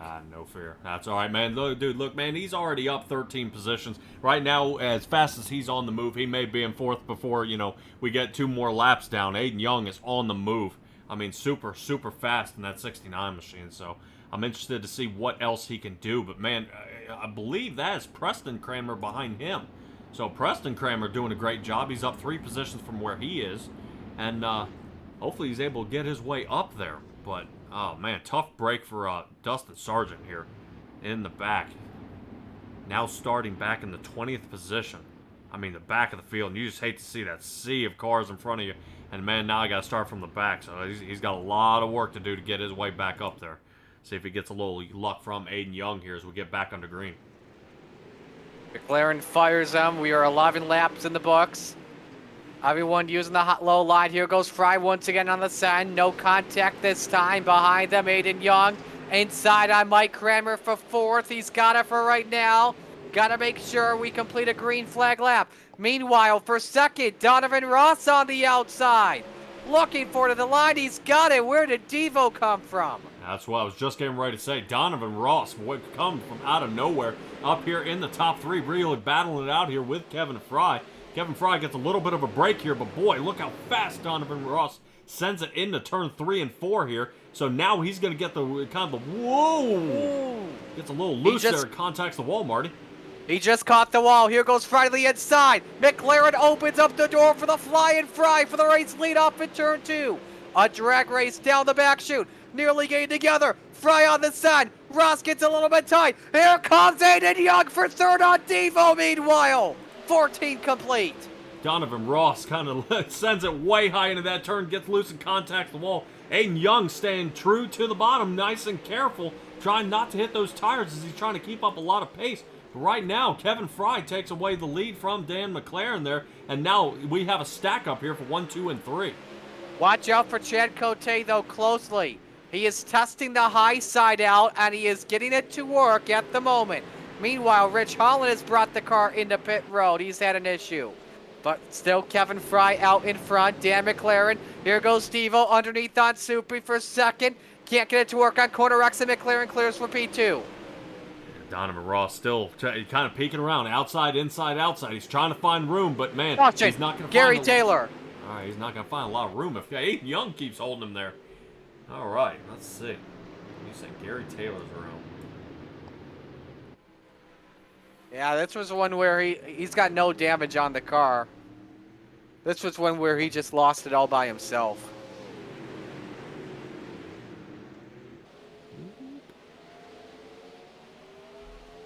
Okay, well, that wasn't too bad. I don't know if I'd have thrown a caution for that, though, but still. At least let him catch up there from the little mishap that he had during that turn. But, man, we got that battle, really, that we're seeing heat up. And really the top four. Oh, yes. Where Aiden Young is. I mean, that kid is on a tear right now. You know, up another spot. You know, 14 positions so far into the 4th position. I mean, really, he's got a lot of moves there. I'm just wondering if he's got anything else up his sleeve. I mean, he's got 8 to go, and right now he's got it. You know, I mean, just so fast out of that 69. Just I don't know if he's going to stay on the bottom or if he's considering going toward the top. But I think Donovan Ross is going to block him if he considers going high. I don't know. That's going to be a good question. Before that yellow flag came out, I saw Cote testing the high waters again, but wouldn't work once again. So, man, this is just going to be so intense here. It's really going to come down to the wire with this race. We've got under 10 laps left. Yeah, 10 laps to go. Caution laps do not count in this league, so these guys you can't caution it all the way to the end. You do have to race these laps, and really good move there. So, boy, this is going to be something. This is going to be something. I think I'd like to see a last 7-8 lap shootout here, and these guys really put it on. I think Aiden Young's got a lot more for us, but Dan McLaren and Kevin Fry, if they don't total each other out here, because they were making contact there on that last restart. If that is anything to show what we got coming up, that's I don't know what is. Yeah, I don't know what is either. This is going to get exciting here. So Kevin Fry leads, Dan McLaren second, Donovan Ross third, Aiden Young fourth, Chad Cote rounding out the top 5. Here we go, folks. Get ready. All right, green flag is out. Kevin Fry gets a great restart there. Pull away from Dan McLaren. McLaren takes it to the top shelf here, seeing if he can go ahead and triangulate the turn around there a little bit. And he does not enough speed there out of him, but that's okay. 3 and 4 is where it's going to show. Let's see if he can get around here, Marty. But boy, this is starting to really shape up pretty well as Donovan Ross holds that inside line and takes second place. Yeah, McLaren caught the wall in turn 4, opened up the door for Devo to take away second spot. Cote now thinks he may have something. Up to third past McLaren on the high side. Watch out for the goose. He may have something up 8 spots. Coming to 6 to go this time by. Fry still out in front by a couple car lengths on Ross. Aiden Young still in the top 5 right now, keeping up the good moves, but he's kind of watching the battles happen in front of him. I think he's got Dan McLaren in his sights, but not too much longer. The 69 is now putting on trouble. pressure. Everson and Craig have crashed, and the caution flag is out. Sounds like Gary Taylor is also involved here. Something's wrong with Grandy there. Grandy might be broken as well. Yeah, he caught the wall in turn 1. I think he's crab walking. He was crab walking, and then the car just broke out. Oh. Yeah, Roger Craig had absolutely nowhere to go. He kind of clipped the edge of that 41 of Pat Boyce there.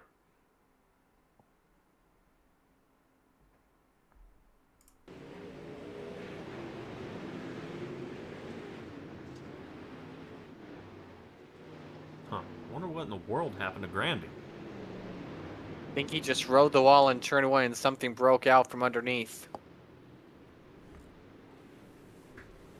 Man, just talking about wild turn of events, how all this stuff kind of just unfolds. I mean, everybody Yeah. doing so well, and just I've never seen so many opportunities and chances, and then it just absolutely, flips upside down.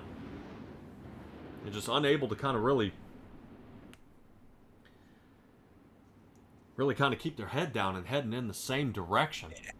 It's been kind of wild here in this back of the pack here tonight. So, but I think Aiden Young, because I was about to say this before the caution flag came out, but Young, I think his car is starting to fade at the moment. I didn't see him gain that many spots on that restart. He's still running in 5th position.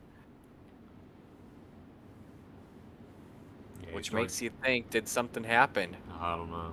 I know he started getting down in the bumps there toward the bottom, running Dan McLaren down, but, it looks like he may have had him.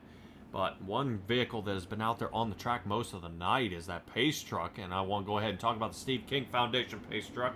It was formed to help dirt track racing communities across the country by providing financial assistance to drivers, pit crew members, racing officials, track operations personnel, or the immediate families of those individuals who suffer serious illness, injury, or death. That is the Steve King Foundation for that pace truck up in the front. But as I say that pace truck's going ahead and ducking on off, getting us back underway for another green flag. 4th caution for tonight as we get back under green. There we go. Kevin Fry trying to make sure he gets enough distance this time from Donovan Ross, who seems to be on a tear right there. But as you said, Chad Cote up here toward the top is now trying to get enough speed, slinging out of 2. Yeah, watch out closely. Ross has got a little bit wide there in 3 and 4. You don't want to be doing that, though. Trying to build the momentum. 4 laps to go. I don't think anyone's going to have anything right now for Kevin Fry, because Fry has got the low line working and nobody's working the top out well, except for maybe Chad Cote. Outside he goes for 2nd spot on Devo. Can he get him off of turn number 4? It's going to be tight here. I think Ross has got it, but he's on ice with 3 laps left. Yeah, Ross. Trouble Canellis has crashed it into the wall in 4. And man, he's already in pits. Good Lord. All right, let's take a look here at Canellis here and see what... Oh. Bam. Yeah, that's Pat Boyce. He made contact with... Yeah, but Boyce was in that last caution. That guy just can't get a break here tonight. Yeah, tough break.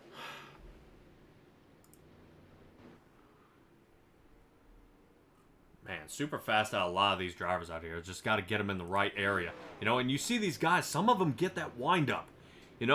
Cote, that outside line was starting to work. It looks like, Kevin Fry had some trouble there between 3 and 4. He got down into the bumps and it held him up. But at the same time, Donovan Ross got, way high, dropped off the top shelf, slowed him down. So Cote starts picking up the pace. Aiden Young starts looking up the center, and then we're back under caution. So all these lines where something's just started to kind of line up for the drivers, really make a good battle here toward the end has been undone. And with only two or three laps to go here. So it's just going to be a shootout. If Kevin Fry can get these restarts like he has been, he may be bringing home the cup here. Yeah, this is looking pretty good for Fry right now. I think for anyone else behind, it's going to have to come down to a mistake. Yeah. I was going to say, let's go ahead and give a shout out for Langton Mechanical there for going ahead and sponsoring this league race here with the Rebels. Whew. Man, good racing out of these. And it's good to see how these setups are working out. These guys are starting to get... all that practice time, making sure these cars get dialed in the way they like them. Just some of these cars are just hooking a lot better than the others. And I'm not saying, you can tell who puts in the practice time, but the practice time is obviously paying off for the ones who have, out here just, being able to make sure the car is the way they like it and around they go. But I want to take a peek there. It looks like Aiden Young. I don't know. I think he's got some damage to the back of that car. Take a look here. Yep, Actually, I think we're about to go green. Bent up right there in the back. That bar. He is up to 4th, though. You're right. That fuel bar is bent up. Maybe affecting him, but here we go. 2 laps to go. Back to green. Kevin Ross, look at that. Or excuse me, Kevin Fry runs away from Donovan Ross on that amazing restart. Cote shoots way up the track. It looks like he's trying to see if he can bring it back down, but that seems to be his preferred line there. Look at the amount of speed he has over everybody else, about a 5 to 6 mile an hour speed difference, and now he's reeling in for that second place. White flag is out, though, on the last lap. A great night tonight for Kevin Fry here so far. It took some hard racing with Dan McLaren and Dustin Sargent to hold the field off. They're racing hard for second behind them, but to the checkered flag, the Flying Fry back in victory lane. Kevin Fry takes the Rebels at Williams Grove. Ross second, Chad Cote third, and they're going crazy behind them. Preston Cranmer, all 4 wheels off the ground at the line and finishes 12th. Dude, I gotta roll that one back. Wait till you see this one. It was a junkyard off of turn 4. Cranmer got sideways and everyone got sideways behind him. The fireworks. Oh my goodness. We had like 3 or 4 guys go flipping. Yeah, we're looking at right now. Preston Cranmer. Holy cow. One time, just one race, can you find out how to keep all 4 tires on the ground? This looks like Roger Craig carries them to the end. Roger's like, I'll help you, my fellow admin. I'll help you out. No problems. Holy dude. All right. Man. Yeah, the Donovan Ross and Cote tangled up. They're heading into 3. Those 2 locked tires. And I don't know if they're going to have some words here about really which came first. Who should have had this one?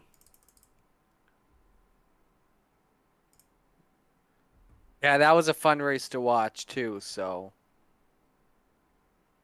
All right. If you got Chad, go ahead and get on it there, buddy. All right, I guess, yeah, I'll bring on in Chad Cote. Chad, nice run for you tonight. Just talk about the positives you took away.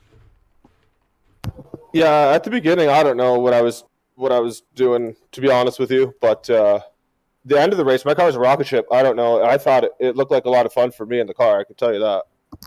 Yeah, that high side was working out for you in the final stages of the race. Yeah, I found that earlier today, actually. It was weird that it came in as good as it did. It fell off maybe like the last 3 or 4 laps, but other than that, and then me running the bottom in 3 and 4 is something new because I don't do that. Gotcha. Well, who do you want to give shout-outs to on the run tonight? All the boys over at American Dirt Motorsports, all of our sponsors, you guys, Roger, everyone for the league. All right, man. We'll let you go. Great job. Thanks, Marty. That's the Goose, Chad Cote, finishing in 3rd.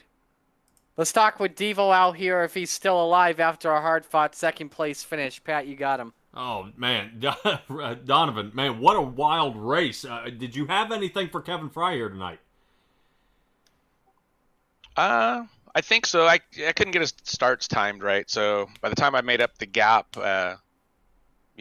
just the yellow would come back out. I was kind of running a little bit off the bottom in 1 and 2, and I had a pretty decent run through 4, but just not enough laps. I think probably Chad and I could have both used more green flag laps, but it is what it is when you come to Williams Grove. Yeah, definitely a tough track out here tonight, man. You were up 4 positions from where you started. It looked like you and Cote kind of tangled up there right as you dove into turn 3. Anything going on with that? Anybody get loose?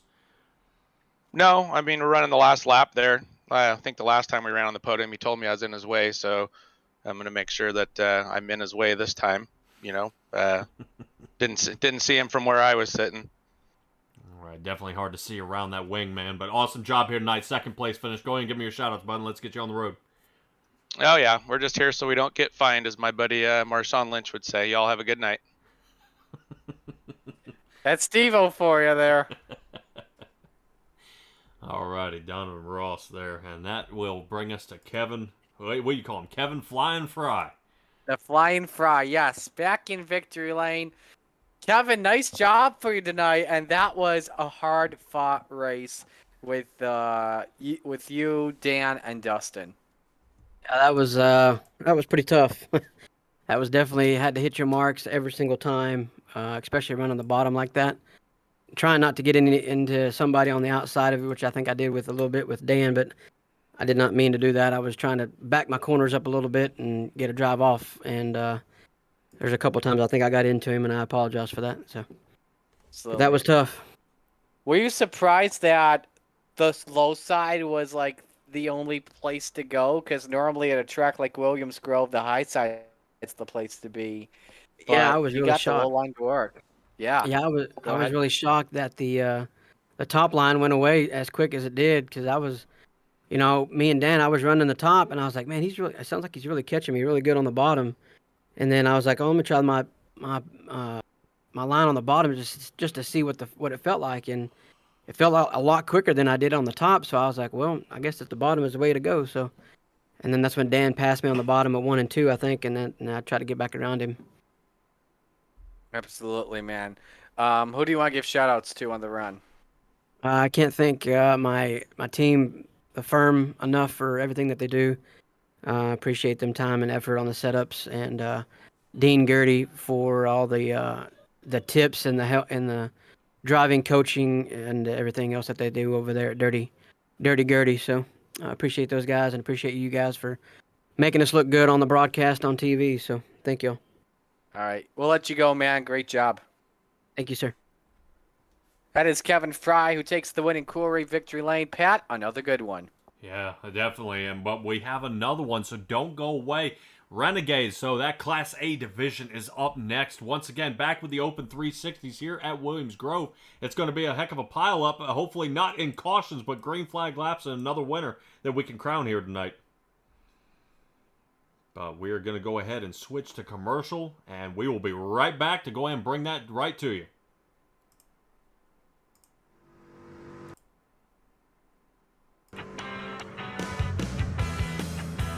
This October, some of iRacing's best dirt racers come together for one of the biggest A-days ever.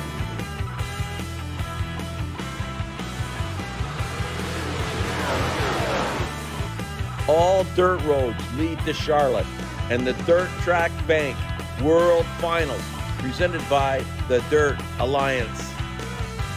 Fixed 360s, Pro Late models, and small block modifieds collide for 7 action-packed nights in a pursuit of a guaranteed purse of $1,500. 3 champions and an overall world champion will be crowned. Register now for this great event. Go to c2crl.com for more information. The World Finals run from October 21st to the 27th. 100% of registration goes to Mission 22 in their fight to end veteran suicide. A joint effort between the Coast2Coast Racing League, Friday Night Lights, and Dirt Track Bank, a division of Malvern Bank. Don't miss it.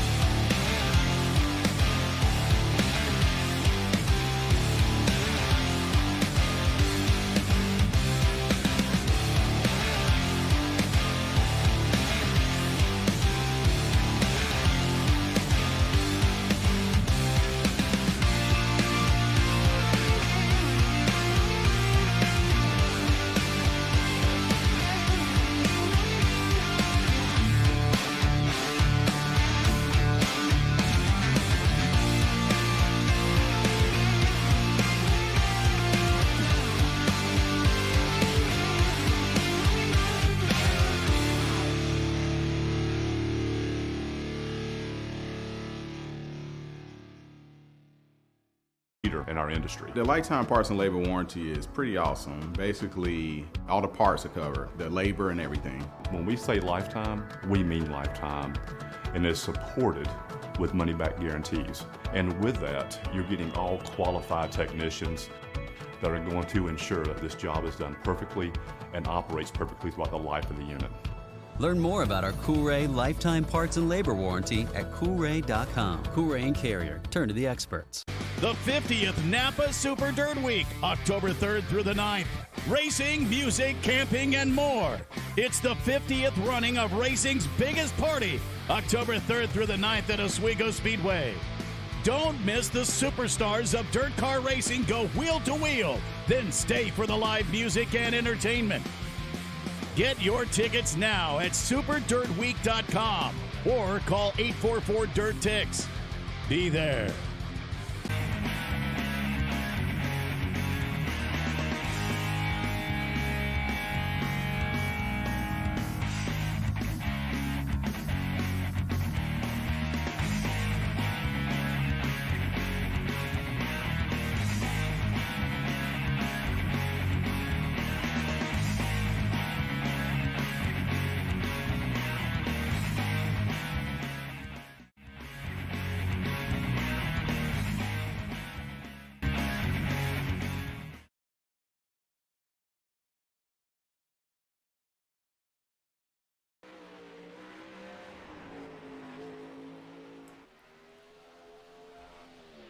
Alrighty, welcome back to Monday Night Madness here. But we are now wrapping it up with our final division of the Renegade Open 360s here. This is going to be an awesome race. If you thought the last bunch of races you saw, wait till you see these guys. This is that Class A division that we're going to get going underway here. Marty, really, go ahead. Give me that insight. Alrighty, 30 laps for the greatest sprint car drivers on iRacing. And once again, the story coming on in Patrick Spangler against Brennan Lacey. We had a good race last week at Lima Land. Brennan Lacey taking the win, an incredibly fast car. Vanderbilt, from the looks of it, 2 weeks in, it's going to be very tough to beat. All right, we'll have to see how this undoes.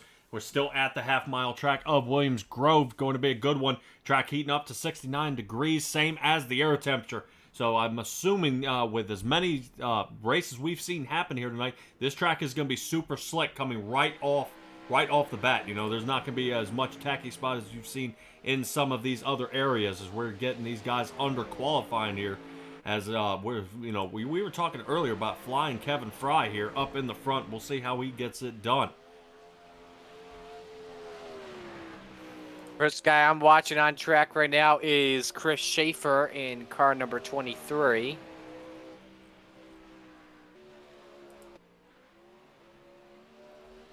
And he'll set the bar here on lap number 1, him and Jeff Kemper. Schaefer is at a 17.36 on lap number 1. Templeton goes second quick. Bob DeGood takes quick time. First 16-second lap of the evening, 16:91 for him. Yeah, good driving there by Bob DeGood. I see him in a couple other leagues racing here in the divisions. Like I said, some of his, his luck just kind of runs out at one point. But it looks like he just got beat out by Michael Berthay. Yeah, Berthay takes some quick time. 16:84 for him. And Blake Chapman, the salesman, now 7th quick, looking to improve his lap here at the start-finish line. Interesting to see. Like we were talking before, this is an open setup race as well, so all these guys have built what you see driving here, and how it's going to handle is all up to them. But yeah, it looks like Blake Chapman there kind of rounded out that turn 3 and 4. Didn't like how that went. Is going to go ahead and finish up with that one and for a 7th place, but Brendan Lacey goes in and bites that right off right quick.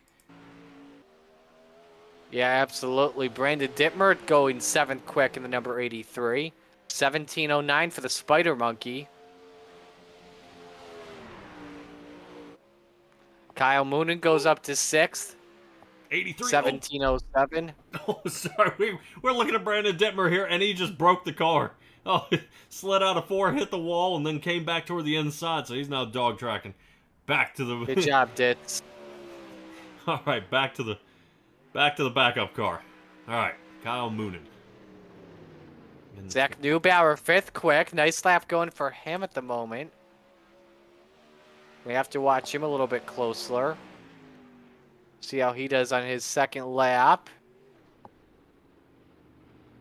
And I've got nothing, so 2nd lap will not count. Must have tapped the wall or something. Here's Steven Goldner, meanwhile, was 25th quick on lap number 1. Lap number 2, 13th quick, 17-16. Birthday gets the fast time award. All right. Yeah, man, fast times there were. But now we're going to have to see how they get going here for this first heat. So Steven Goldner is going to start in our front row with Brandon Dittmer here. As soon as these guys go ahead and get loaded up, and may just go ahead and be kind of shaking off the jitters, drinking a little bit of that W Energy drink out there. Zach Neubauer will start in 3rd. Michael Berthet in 4th. Chad Cote, we saw him last run, along with Randy Shreves here in the back, and Nick Vickery in the back of the field. So, as you call him, Stickers is in the back. He's got to work his way past that cutoff. 3 spots is a lot to get, especially with an 8-lap heat. Absolutely, and we will be determining who will get the pole sitter here for our 30-lap feature, and it'll come down to one of these 7 drivers. All right, Neubauer better hurry up here pretty quick. I think he's got about 5 seconds to set that car on the track. And that 52 machine. All right, well, that is going to go ahead and bring us to... Actually, it's actually 2 minutes for heat 1, then 1 minute for everything else. Look at me. All right, but... Man. All right. Now, here we go with heat 1, brought to you by Langton Mechanical. Langton Mechanical is second to none heat and air conditioning company. You guys have heard me talk about them before. They're from the Hamilton area and promise their customers their own professionally trained Langton specialists will be there every step of the way. They guarantee your customer satisfaction from start to finish, including sales, installation, and maintenance service of your heating and cooling system. So consider also when every equipment sale and installation or the maintenance service call that you do make will be backed 100% by Langton. All right, Dittmer, Goldner, Berthet, Neubauer, top 4 right now above that cutoff spot here, Marty, and these guys are going to have to really push it to get it to the end here. Absolutely, and we're going to go green right here, right now. Steven Goldner and Brandon Dittmer on the front row thanks to the invert. Watch out for the 30 closely. I think he's going to win this heat because he's always fast, no matter what track you go to. I think he was just trying to set the car up for the invert here. Yeah, definitely, as he looks like he is going to get around as we're under green flag, pushing this one Oh away. my, Randy Shreves. Wow, that car just snapped. And we got more trouble. Cote and Neubauer each crashed in that situation. I think we got your 4 drivers here. Yeah, and boy, that's really going to be ugly, especially, you know, it's not you don't, no, I will say it. You don't want to be in the B main because that is your last chance cutoff. You know, especially, you know, your Shreves, Neubauer, Cote right there. Dialing back so far, unable to, you know, reach at this point. You know, you'll have that second chance, but man, I hate having that last lifeline, using it right then and there. I want to go ahead, nail the heat, and get in there. But all right, getting to Steven Goldner and Michael Berthet here for 2nd and 3rd. These guys are going to try to duke it out here with 5 to go. Absolutely, and how about Brandon Dittmer in that 83, the defending Rebels champion? Up out in front, fastest lap of this race, 17:03. Great start for the Spider Monkey at the moment. And oh wow, Berthet, you're right. Let's see what happens here. Can Cote catch him is the real question. They're very close now. I think they're only separated by about a second now. But right now, Cote's on the hot streak, trying to see if he can reel it in above that cutoff spot. But Berthet, as fast as he was going, may just go ahead and start pulling away here. 3 to go. Nick Vickery now the quickest car on track. 17:01 that lap. 3/4 of a second though behind Goldner and 2 seconds back on. Oh no! Vickery goes around. Turn 3 is by these people in the dust. Here goes Cote up to 4th. Cote with the life preserver out there gets saved and moves his way up into the 4th position with the spin out of victory there. Holy cow, everybody up in the front is getting turned around here, Marty. I think everyone's surprised that turn 3 may be a lot slicker than normal right now at the moment, but out in front, it's the Spider Monkey, Brandon Dittmer, cruising away to a Heat 1 victory, and will start on pole tonight. Wow. And you talk about undoing it. I mean, that puts Dittmer, Goldner, Berthet, and Cote ended up nailing it for 1, 2, 3, and 4 victory fights here just at the last second for that 5th position in front of Zach Neubauer. Randy Shreves kind of totaled it out there.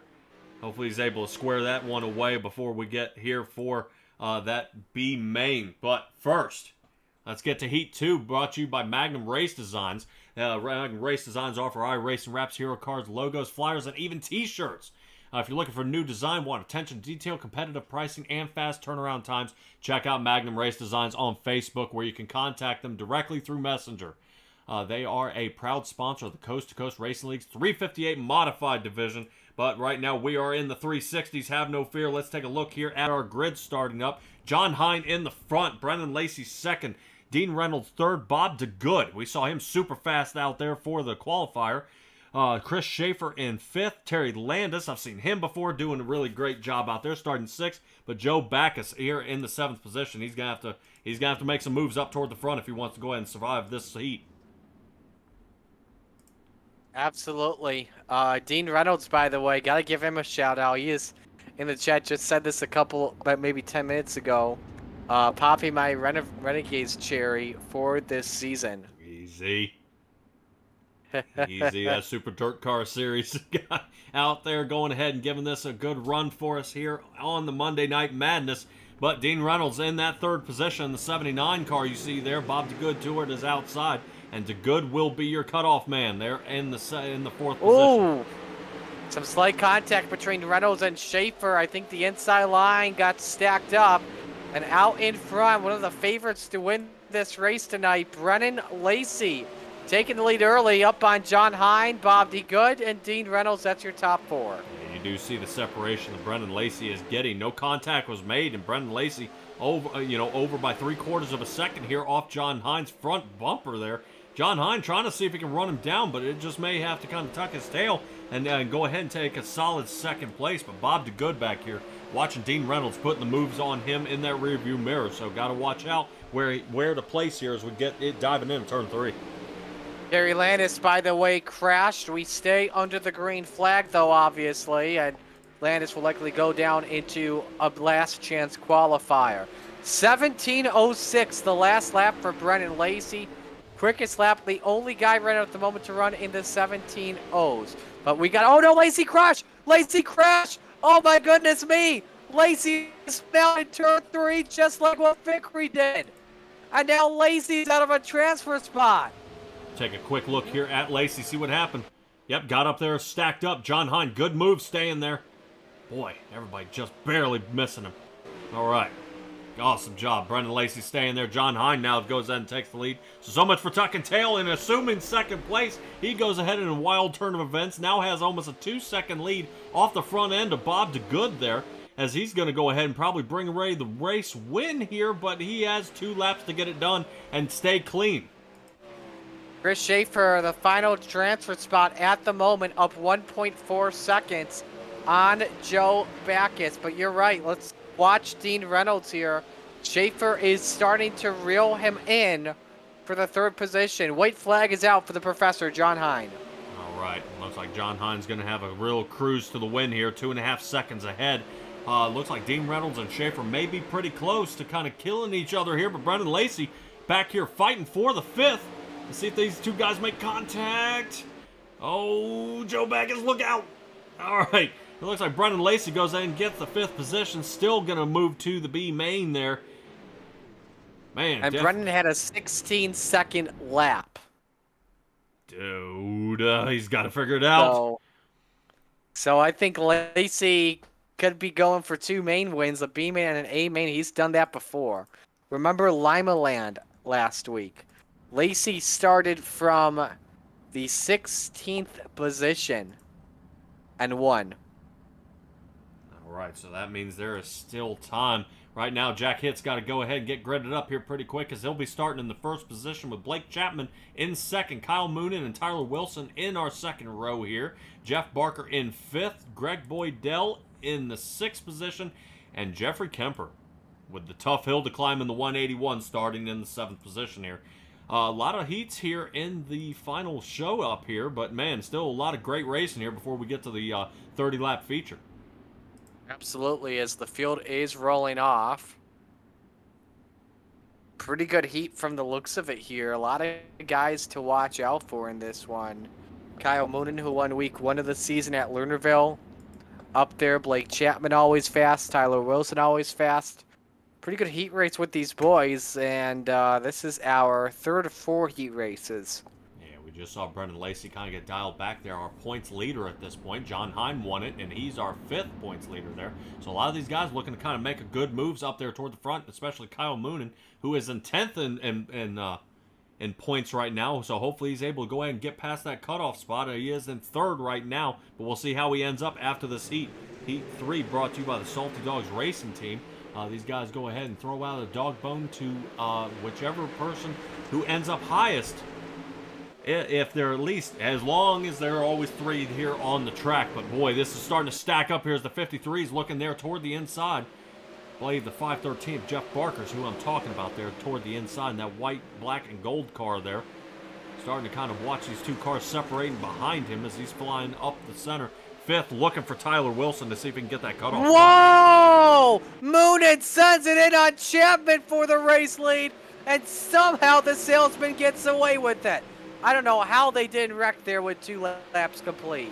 Man, Jack Hitt falling back here a little bit, all the way now to the cutoff spot. Jack Hitt starting to really not feel that race line here pretty, not real well back to the 4th position. So now he's going to fight to try to stay in. As you see him ride high, clips the edge of that wall right there. So I don't know if the 217 is getting a little loose here, but he's got to try to collect it up to stay up front. Lost nearly 2 tenths to Jeff Barker last lap. Now you've got Tyler Wilson in 3rd, quickest on track last time, 17.66. This time by Moonen's better, also at a 17.66. But now Wilson starts to catch him for the 2nd spot.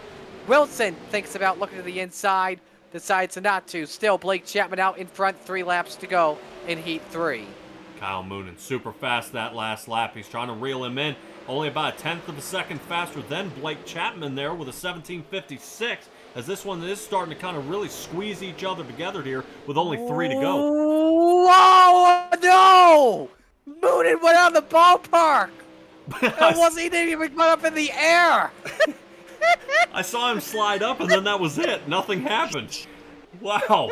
Moonen now out of it, now in the 7th place. To the backup car he goes, and then to the B main to make another shot for this one as he's trying to fight for everything he's got. White flag out, so now Chapman will have a 1-second lead over Tyler Wilson. Jack Hitt in 3rd. Kemper survives and is right now fighting for his life to stay out in that cutoff spot in the 4th position. Checkered flag is flying right now for Blake Chapman. Tyler Wilson 2nd. Let's see if Hitt and Kemper passes. What in the world just happened? Boydell got hit. I think Hitt ran out of gas. Yeah, Hitt slid down and kind of ducked out of there, so now it looks like Hitt's going to be in the B main here. Yeah, Jack ran out of fuel. But I'll tell you this, Dean and Isaac will know. But when Tyler put Moonen off the track, the glasses came off. I was crying so hard. I have no idea how in the world that happened, but that he just kind of slid up and then gone. Poof. All right. But who's not? He just went. He was gone like he was either a witch or a scene from Doctor Who. All right. Dan McLaren, Kevin Fry, Brandon Templeton, Jesse Atkinson, Jeff Floro, Aiden Young, and Patrick Spengler. Boy, that's a lot of fast drivers in this room. Oh, yes. You got the 2-time defending champs starting from 6th. You've got a Renegades winner in 7th. Another Renegades winner in 5th. The Pink Panther 4th. Yeah, I believe every single one of these drivers in our final heat race has won a Renegades feature. Boy. All right, that's going to bring up our fourth heat here by 21 Designs. Make wraps for all dirt race needs. In addition, they also do 1/18th RC wraps. Appreciate everybody's support out there. Check them out on Facebook. 21 Race Designs. All right, here we go. Starting to really get away with Dan McLaren there. Driver of the week. Oh, taking it up top. Ooh, hang on there, Kevin Fry. Fry and McLaren, part 2, ladies and gentlemen. As the race is on for the lead, McLaren had to catch the steering once again. Oh my! 3 wide for the lead. Atkinson looks underneath, shallow entry, nearly hits McLaren. Templeton takes a peek underneath. 3 wide and 2. This is exciting stuff. Fries away with the race lead. Watch the 31 of Templeton. Holding his ground the inside. Look at Atkinson go 2 for 1 that lap. He's up to second, 2 laps complete. Templeton, really great moves out there, having to kind of slide in and out of people trying to block him, but he survives, stays in third position. Oh my goodness! Oh my goodness! Brandon Templeton! Oh, is that Aiden Young? We're going to roll that back really quick. What in the world happened here? Aiden Young blown to pieces. No. I'm sorry. We'll catch us here in just a second. Real fast. Let's take a little look here at Aiden Young. What in the world happens? Oh. I'm trying.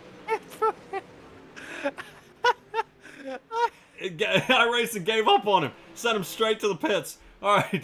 Kevin Flying Fry out front. Atkinson second. Templeton still holding on to third, which puts Patrick Spangler in the cutoff spot for the 4th position. Floro about 5 seconds off here. Is really... He may be kind of looking, kind of from the outside looking in here, but that was definitely a pileup. Dan McLaren and Aiden Young absolute blown to bits here. I cried. I cried so hard. I almost ran out of breath. I was dying so hard watching that. But look at this, race lead coming to the white flag. Atkinson against Fry. Yeah, this is going to be close. White flag this time out. Oh, as Jesse gets a little loose there, and it may have just given that up unless we can go ahead and triangulate one of these turns through 1 and 2 down the backstretch, trying to reel him in, only 2/10 off as they slide going into this one. Let's see if they can get it a little closer. No, they can't. Looks like Fry squeezes it out and Templeton squeezes out third. But have no fear. I mean, Aiden Young. 0.06 of a second. Yeah. Don't forget Aiden Templeton Young. The last time we saw him, he fought almost 14 positions up after getting totaled out in the heat. Oh my gosh. Okay, I gotta watch this. All right, this is all right. Get ready, folks. We're on to the B main. Brought to you by Gambler Motorsports, an esports racing team that competes weekly across the iRacing platform. The team has drivers entered in dirt races, sports car, asphalt oval, and even compete in endurance races. This year, they will have drivers in the prestigious 24-hour Daytona and Le Mans. So go check out Gambler Motorsports on Facebook and follow them. Our race lineup for here tonight. I'm going to let you take this one away here, bud. All right, I can still find it here. Looks like Nick. All right, Vickery. we got Nick Vickery, Brennan Lacey, row 1, Jack Hitt, Jeff Flero, row 2, Zach Neubauer, Joe Backus, row 3, Jeff Barker, Dan McLaren, row 4, Randy Shreves, Terry Landis, row 5, and Kyle Moon and Aiden Young, row 6. We are taking the top 8. Yeah, that's a lot of, and like I was saying before, that's a lot of fast drivers really choking each other out, trying to get to the feature. I mean, this isn't, this isn't the last piece. This is just the race right before. So these guys have 10 laps to figure out who's going to make it. If I'm Aiden Young back here in the 11th position, it would be very hard for me to get my foot off the gas. I mean, that 69 car has once again fighting for his life in the B main, trying to get into the feature, and then once he's in the feature, he's almost impenetrable. He can get his way around. He can, and nothing can touch him. But hopefully Aiden Young is able to pull this one back out as he's starting in the last position. But Nick Vickery and Brendan Lacey starting in the front row. Let's see if these two can go ahead and keep a clean race here for 10 laps. So Vickery trying to hold serve on Lacey off of the get-go. Two drivers that had easy transfer spots, but then got eliminated. Meanwhile, 2 and 3 wide behind them for 8th position. Hard racing there. Look out, Jeff Flair away loose. Nice save there. Look at that. Oh, really? Neubauer sideways. He's lost the front wing. That may cost him a spot in Renegades action. All right, that moves Aiden Young up one more position. Still a lot of fighting left to do up here in the front. Dan McLaren under fire pretty hard there by Terry Landis. Landis getting smoked out there pretty bad, but he's fighting Joe Backus right now. So it's really starting to find a different route around here, around the track. Trying to see if we can get this one done as Brendan Lacey, absolutely separating from the field by a second and a half. Definitely a fast driver here tonight as he leads the points leads and the B main here. Streets and Jeff Barker, look out! Streets goes, Barker goes sideways. Kyle Moonen takes the final transfer spot away. Battling Joe Backus from that. That got wild and crazy. Shreves is up to 7th, made a beautiful pass up on the outside. And now we got more trouble. That's Landis around. Aiden Young. That puts Aiden Young up to 8th. Talk about a stroke of luck here for Aiden Young in the 69. Like I was saying, race hard, keep clean, and he can get up there. I'm rooting for Aiden Young right now because this guy is so lucky. He has 6 laps to stay alive as everybody's still duking it out up here up front, especially with Jeff Floro and Dan McLaren. They're all racing like there's banana peels out here on the racetrack, like it's a Mario Kart game. Yeah, and don't forget, we even have a warm-up after this, so that's really going to take the feature. You know, these guys are going to be driving on ice at that point. But Dan McLaren here looking like he's trying to get around Jack Hitt. And he does. Goes ahead and moves around him for the 3rd position. Jack Hitt, I'm not sure if something's a little off from that one, but he's going ahead and getting back underway. Getting a lot more speed on him there, but Jack Hitt and Dan McLaren here really starting to fight each other here down the front stretch. Oops. Oh, Flaro's up in the wall. In 7th, nice save. I thought he was going to go around. That could have helped out Jeff Barker big time, who was the first one to go sideways in our B main. Yeah, Aiden Young not wanting to see that kind of thing happen in front of him. I just got to make it to the feature. But these two with Floro and it looks like the 56 of Randy Shreves, they're getting really, really close together. I expect to see a whole lot out of this turn right when they come to the exit. Okay, everybody kind of stays good and separated, but man, you see Aiden Young take that top line and get all that speed he can on the outside of Floro here. Meanwhile, McLaren takes 3rd away from Hitt at the white flag. Aiden Young still with the final transfer spot and closing in on Floro for 7th. Joe Backus has crashed. He will not race in the 30-lap feature tonight. Jeff Barker hoping for a miracle here in 3 and 4. Not going to come as Lacey wins the B main. Vickery, McLaren, Hitt, Shreves, Moonen, Flero, and Aiden Young will race tonight for 30 laps.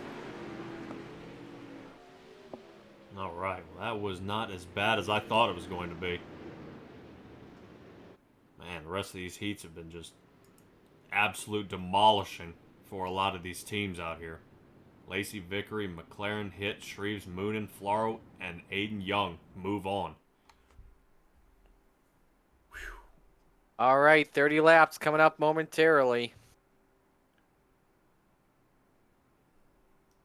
I don't even know what to say at this point. This has been the craziest night, and maybe that's why they call it Monday Night Madness. This is... Oh, yes. This is insane. Oh, yes. These guys put on one hell of a show. This is crazy. Just how many cars are getting mixed up. I'm not bashing these guys at all, but I do want to go ahead and mention that Coast2Coast Racing School out here. Check out the Coast2Coast Racing School, where our league's top drivers have volunteered to help league drivers improve their driving skills free of charge. They'll be offering help on various skills such as qualifying, driving lines, driver awareness, and some setup advice. You can go to c2crl.com and schedule yourself a session here. That way you can race with the big dogs here, especially in the Class A. So far tonight, Marty, we have had between the first set and the second set 11 total cautions.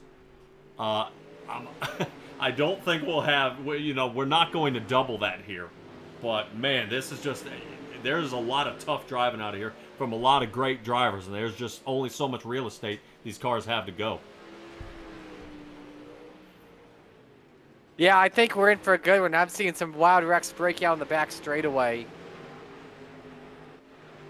Yeah, it looks like somebody's got mashed to pieces over there. Chris Schaefer's kind of one of them.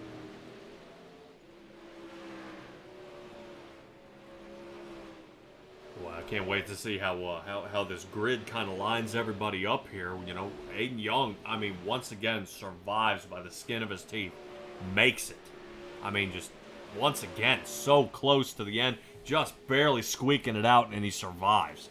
This is crazy, and it's really something to see what the Coast2Coast Racing League can do. And this is just one of the divisions that, you guys have over 16 divisions, 7 days a week, and broadcasting at least 12 of them. This is mind-blowing to me of what the Coast2Coast Racing League can do, and how many different moving pieces that happen here to really put on a great show for all the viewers out there and the drivers. So, a lot of close times out here in the warm-up, about 30 seconds left to go. Lacey quickest in warm-ups, by the way, 18.6. Dittmer, 1877. Blake Chapman, 1881. Mike Birthday, 1899. Jeff Flero, 1899 as well. Good to see Flero now with a little more paint on his car. Every time I see him, he's kind of in a pale white car. This would be a good time to go ahead and mention the warm-up Flatline Racing Bodies. Quality racing bodies produced by former NASCAR Regional Short Track Champion Dan Chapman in the iRacing hotbed of Clarence, Iowa. We are getting ready for our feature tonight. Our final race will be underway. Man, this is going to be awesome. Starting out with Brandon Dittmer and John Hine in the front. Watch a lot of John Hine racing the past couple of weeks, and really this is the best spot I've seen him in, being able to get started out front here. Looks like Blake Chapman will be starting in third with Kevin Fry in the second row. Steve Goldner and Bob DeGood, 5 and 6. Seventh position, Tyler Wilson. Jesse Atkinson in 8th. Michael Berthet in 9th. And Dean Reynolds in 10th. Jeffrey Kemper will be 11th. 12th position, Brandon Templeton, super fast out of his vehicle here tonight. I'm hoping to see him work his way up front with Chad Cote in 13th. Chris Schaefer in 14th. Greg Boydell in 15th. Patrick Spangler super fast out there all night tonight. Our favorite winner, Brendan Lacey in the 16th position. Nick Vickery in 18th. Dan McLaren ends up in 19th. Jack Hitt in 20th. Randy Shreves, after a little tangle up there, ends up 21st. 22nd is Kyle Moonen. Jeff Floro in the 200 car all the way in the back.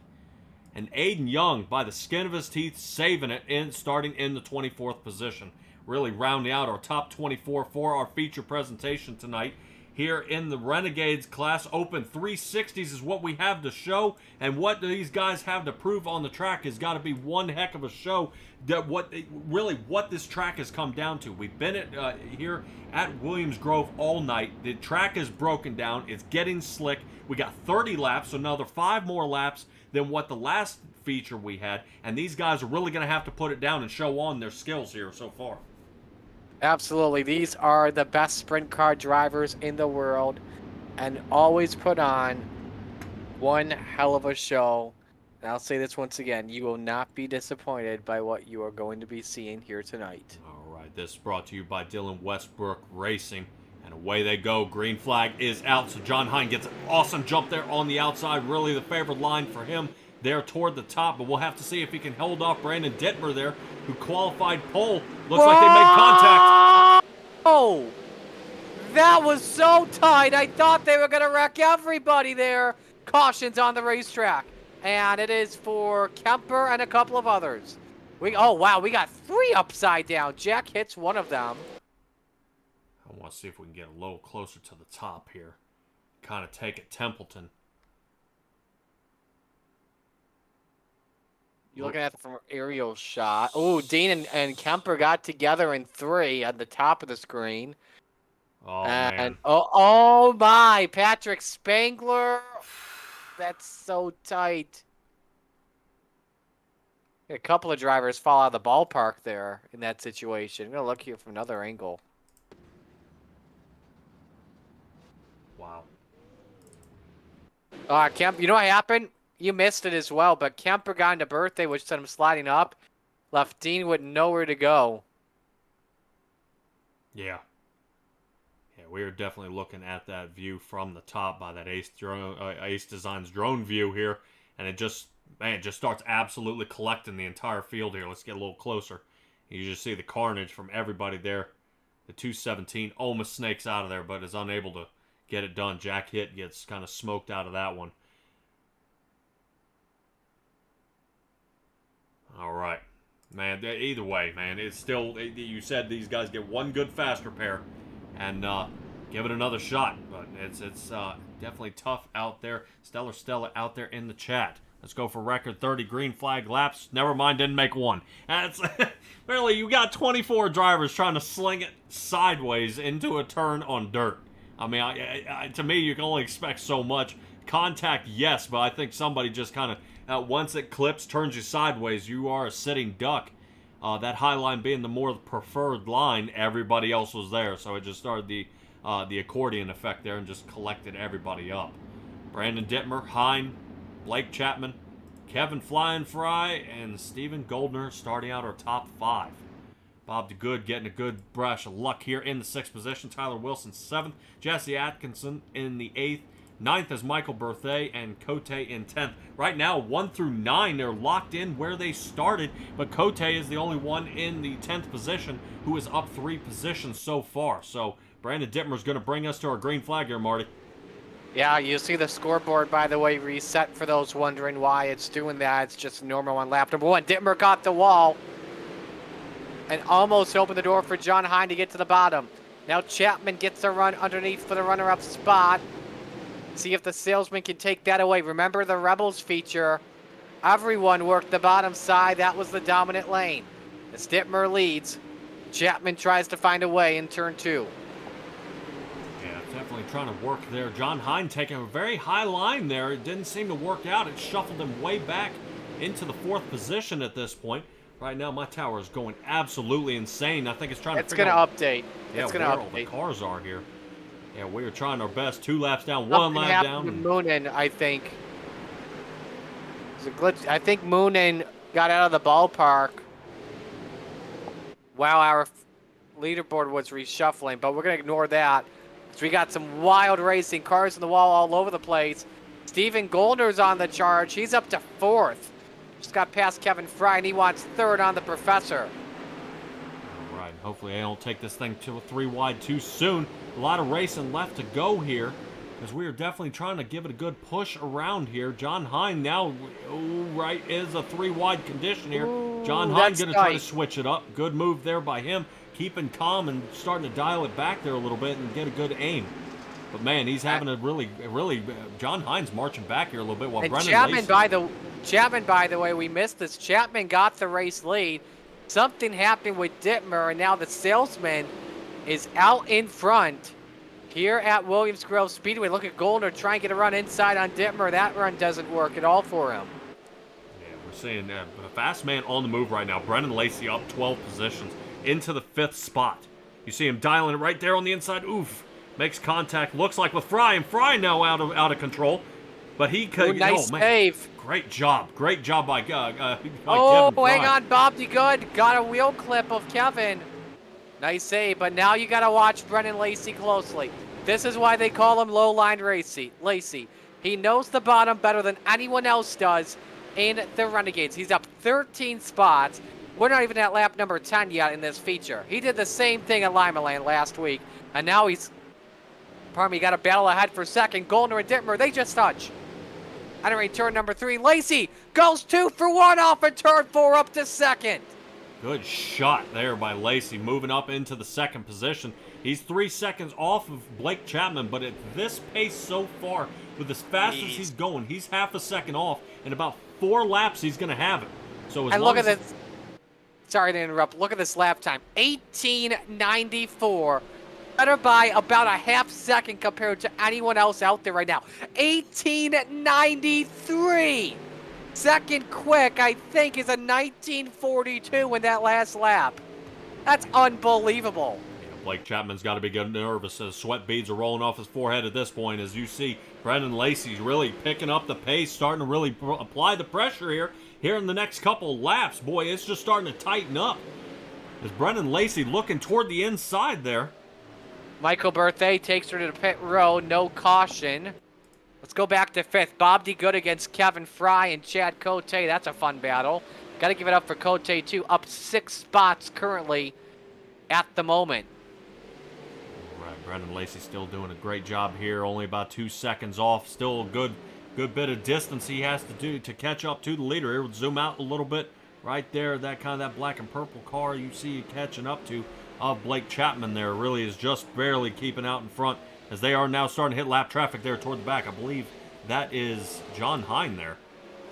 Last car on the lead lap, and that is John Hine. Last car on the lead lap, by the way, for those wondering, is currently Jack Hitt. Hitt is actually now in the pits, rather, I believe, out of the race.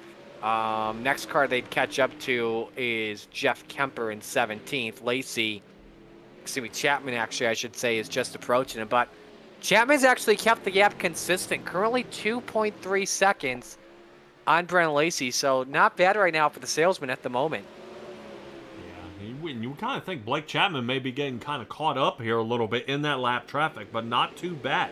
You know, he did kind of slow him down a little bit and then reel him back in. But right there, Lacey just sawed off about 0.3 of a second just on that single turn. So now we're about a 2-second even gap right there. But you see them both sharing that same line, that very, very low line, scrubbing so close to the tires and the walls here. Really, that's what you're starting to see. Both of them sharing the same line. But right now, Lacey's got the line as he shaves off another 0.2. Chapman may have found something in the notebook. Keep in mind, that is a Crate Sim racing machine.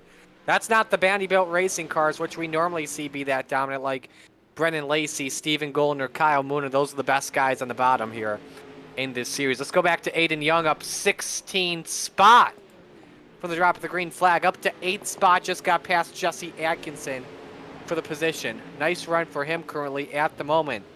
Meanwhile, Bob DeGood and Kevin Fry battle for 6th. And that's what I've been saying about Aiden Young. He just gets a bad start in those heats, but there he is in the feature really showing off the moves. Bob DeGood staying solid in 6th place where he started this race.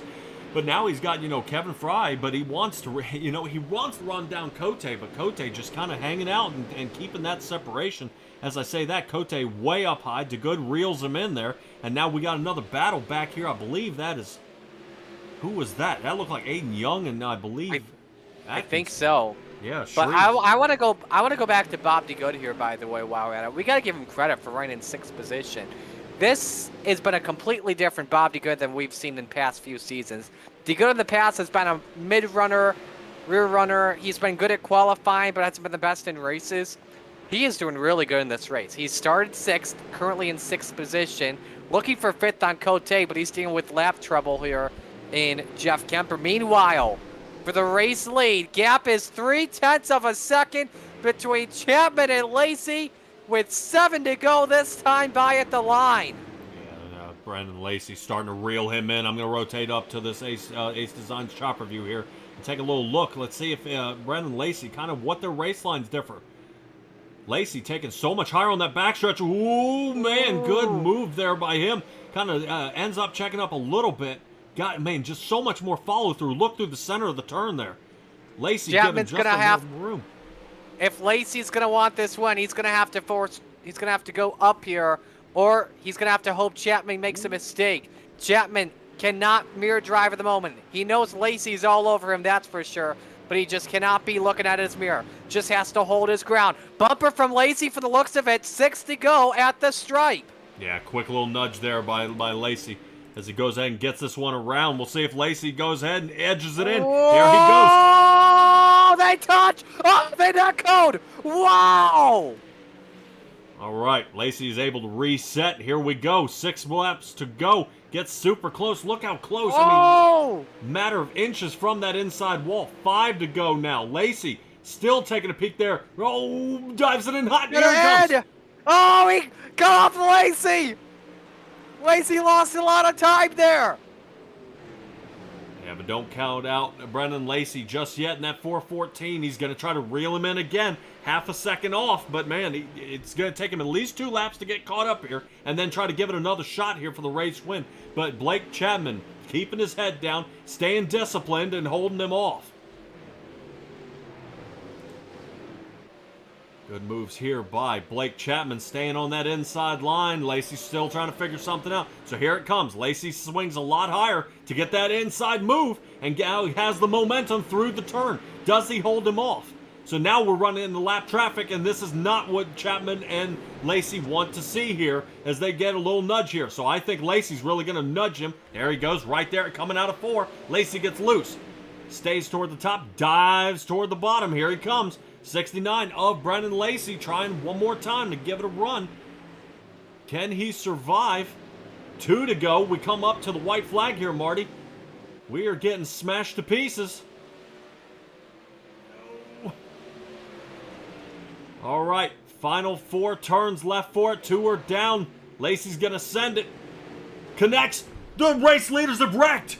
The race leaders have wrecked. They are both around. Chapman has bent it. Lacey has bent it. Goldner now takes the lead, but they're folding each other to pieces. Why? No. Brandon Dittmer squeezes out. Brandon Dittmer is now going to bring home the race win. After a wild, crazy turn of events there, Chapman and Lacey get collected up and collect Goldner. Lacey places 2nd, Goldner 3rd, Cote 4th, and Fry in 5th. Why did that happen? Let's rotate that back one more time.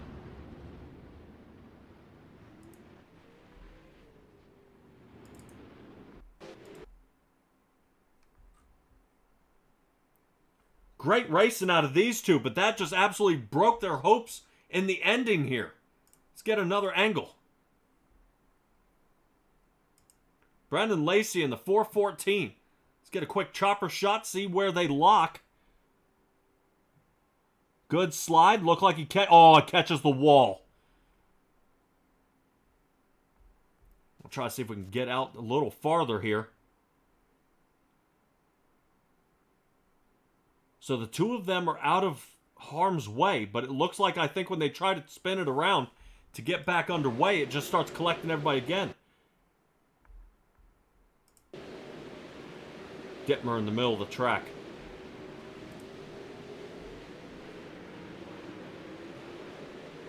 Wow.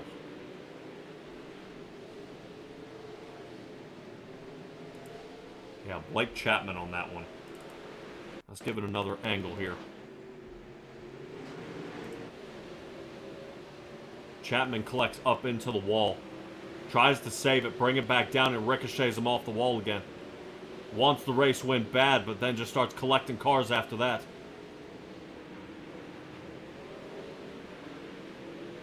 Yeah, and he's on his side, and that is going to do it. Blake Chapman ends up in the 16th position there and absolutely just destroys the idea he may have had for that piece there. Let's get to our race results here, man. That was... You got me? Oh, yeah, you were here, and they're like, what a wild shot here toward the end as I got our final feature up. All right, first off, can you hear me? You can hear me okay? Yep. I hope you can hear my voice there, because apparently that final lap was crazy. I nearly broke my headset. That was insane. And we went through the replay there a couple of times, man. That just... So let me break it down for you here, and I think my iRacing crashed here. There was some netcode that happened. Netcode broke out between the 2 leaders, and it was just... The track was just insanely blocked.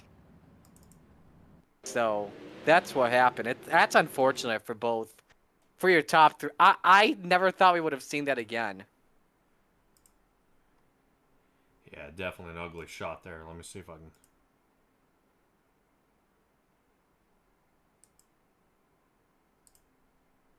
Boy, that was... I just don't know. That is... Yeah, because from here it's showing that almost like these 2 guys locked up. I just don't know. All right, let's go ahead and get to our race results after that mix-up. That was insane. Brandon Dittmer, Brendan Lacey, and Goldner 1, 2, and 3. Bring away the race win here. Looks like Cote finishes 4th. Fry 5th. DeGood 6th. Aiden Young 7th. Great job by him. 17 positions up. Randy Shreves in 8th. Atkinson in 9th. Greg Boydell in 10th. We'll round out your top 10 there. We'll kind of move through our final section here of where everybody ended up. Wow. I mean, that was unbelievable.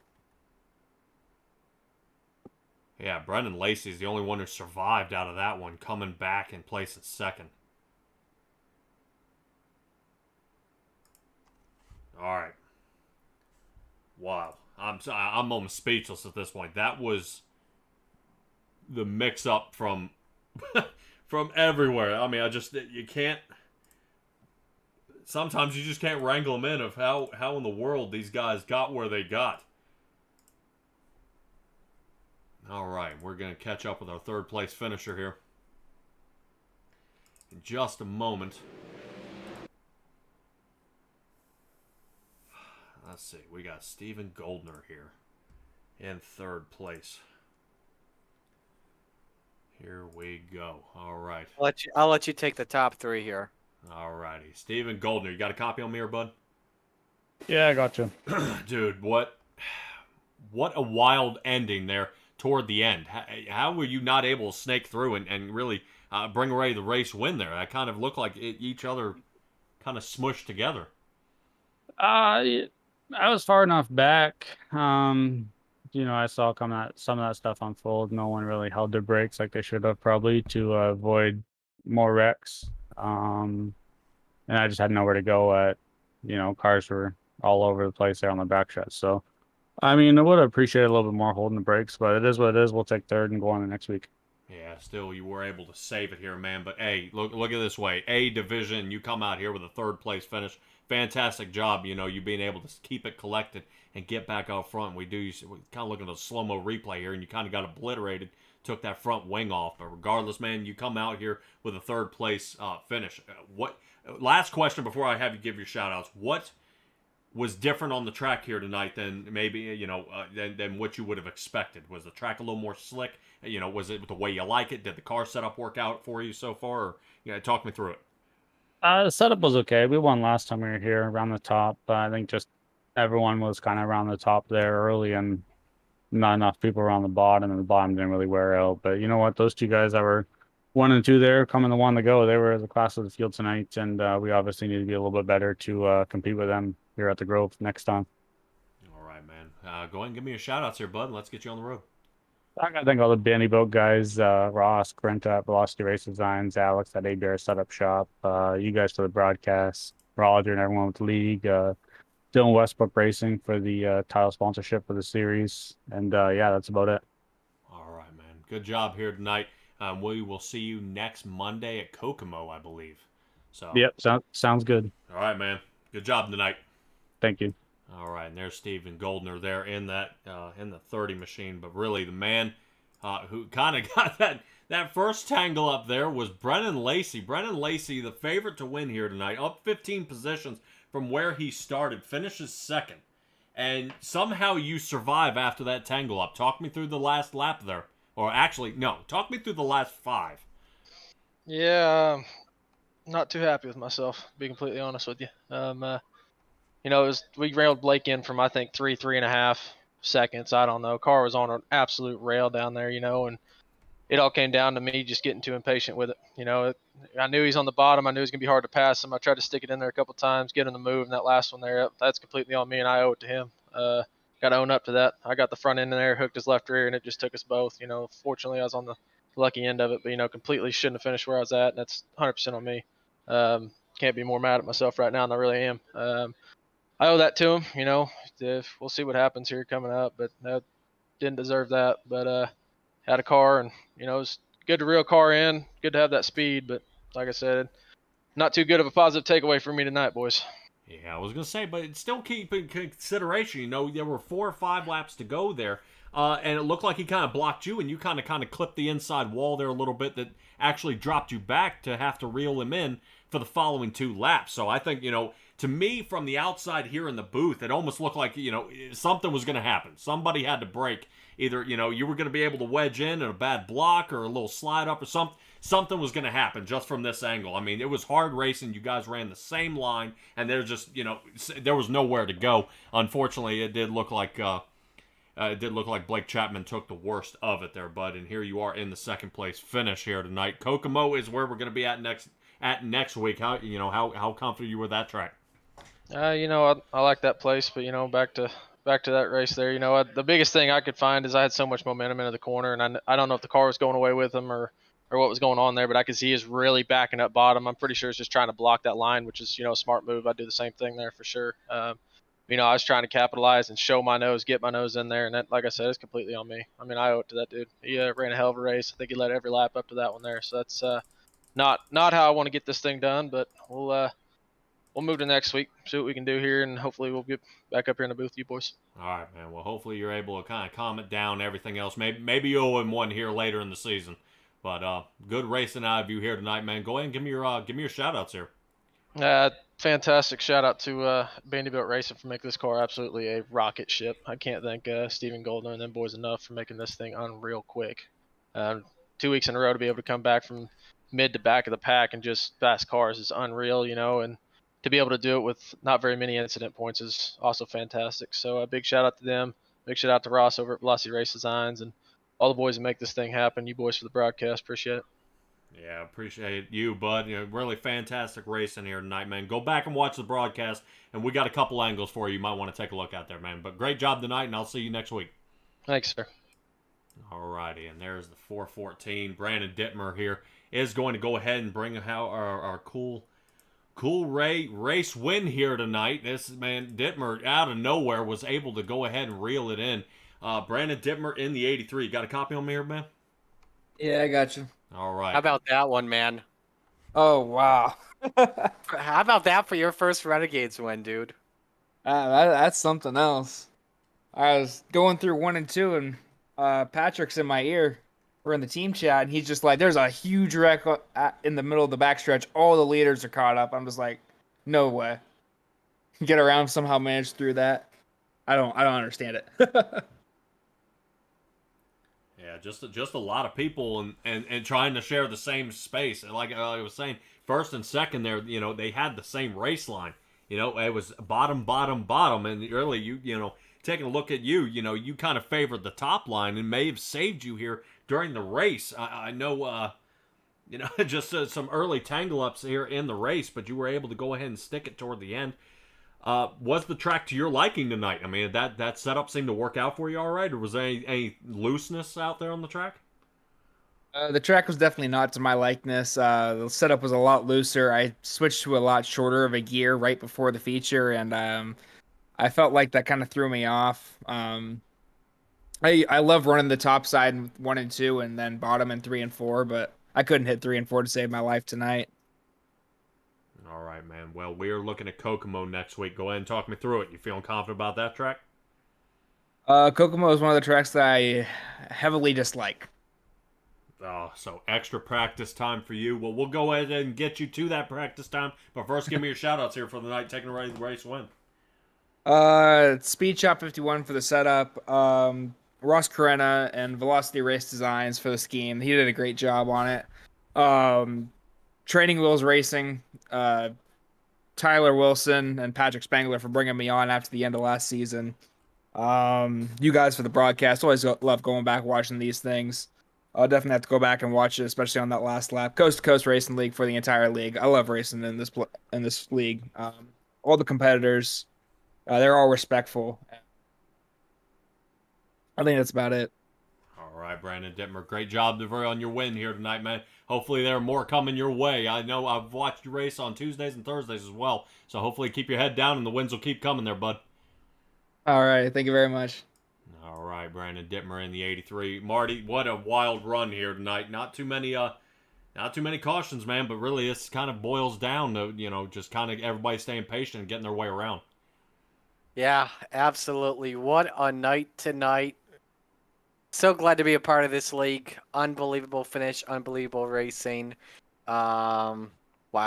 Williams Grove does not disappoint once again. No, it does not. And Dylan Westbrook Racing would love to bring you what we got up on the upcoming schedule. You guys heard me say it before. We're looking at Kokomo for next Monday. If you want to come back for the Monday Night Madness tomorrow, if you tune back in, you guys will be joining me for the Topside Tuesdays. That's going to be awesome race. It should be the midgets 410s, and then we will be a NASCAR Asphalt. We'll be at Michigan. So it'd be great to have you guys re-show up there. Stella out there in the chat. I know you joined me in here. Don't forget to go ahead and smash that like button, subscribe. You guys join us all the time. And really, that's how we're going to tune in. But hear from Patrick Morrison here in the booth. Marty Zakala. Man, dude, awesome. I love working with you, and hopefully I'm able to catch up with you again. You as well, man. Alrighty, and this is going to do it for us tonight. Y'all enjoy the rest of your night. Be safe, be kind. Have a nice night, guys.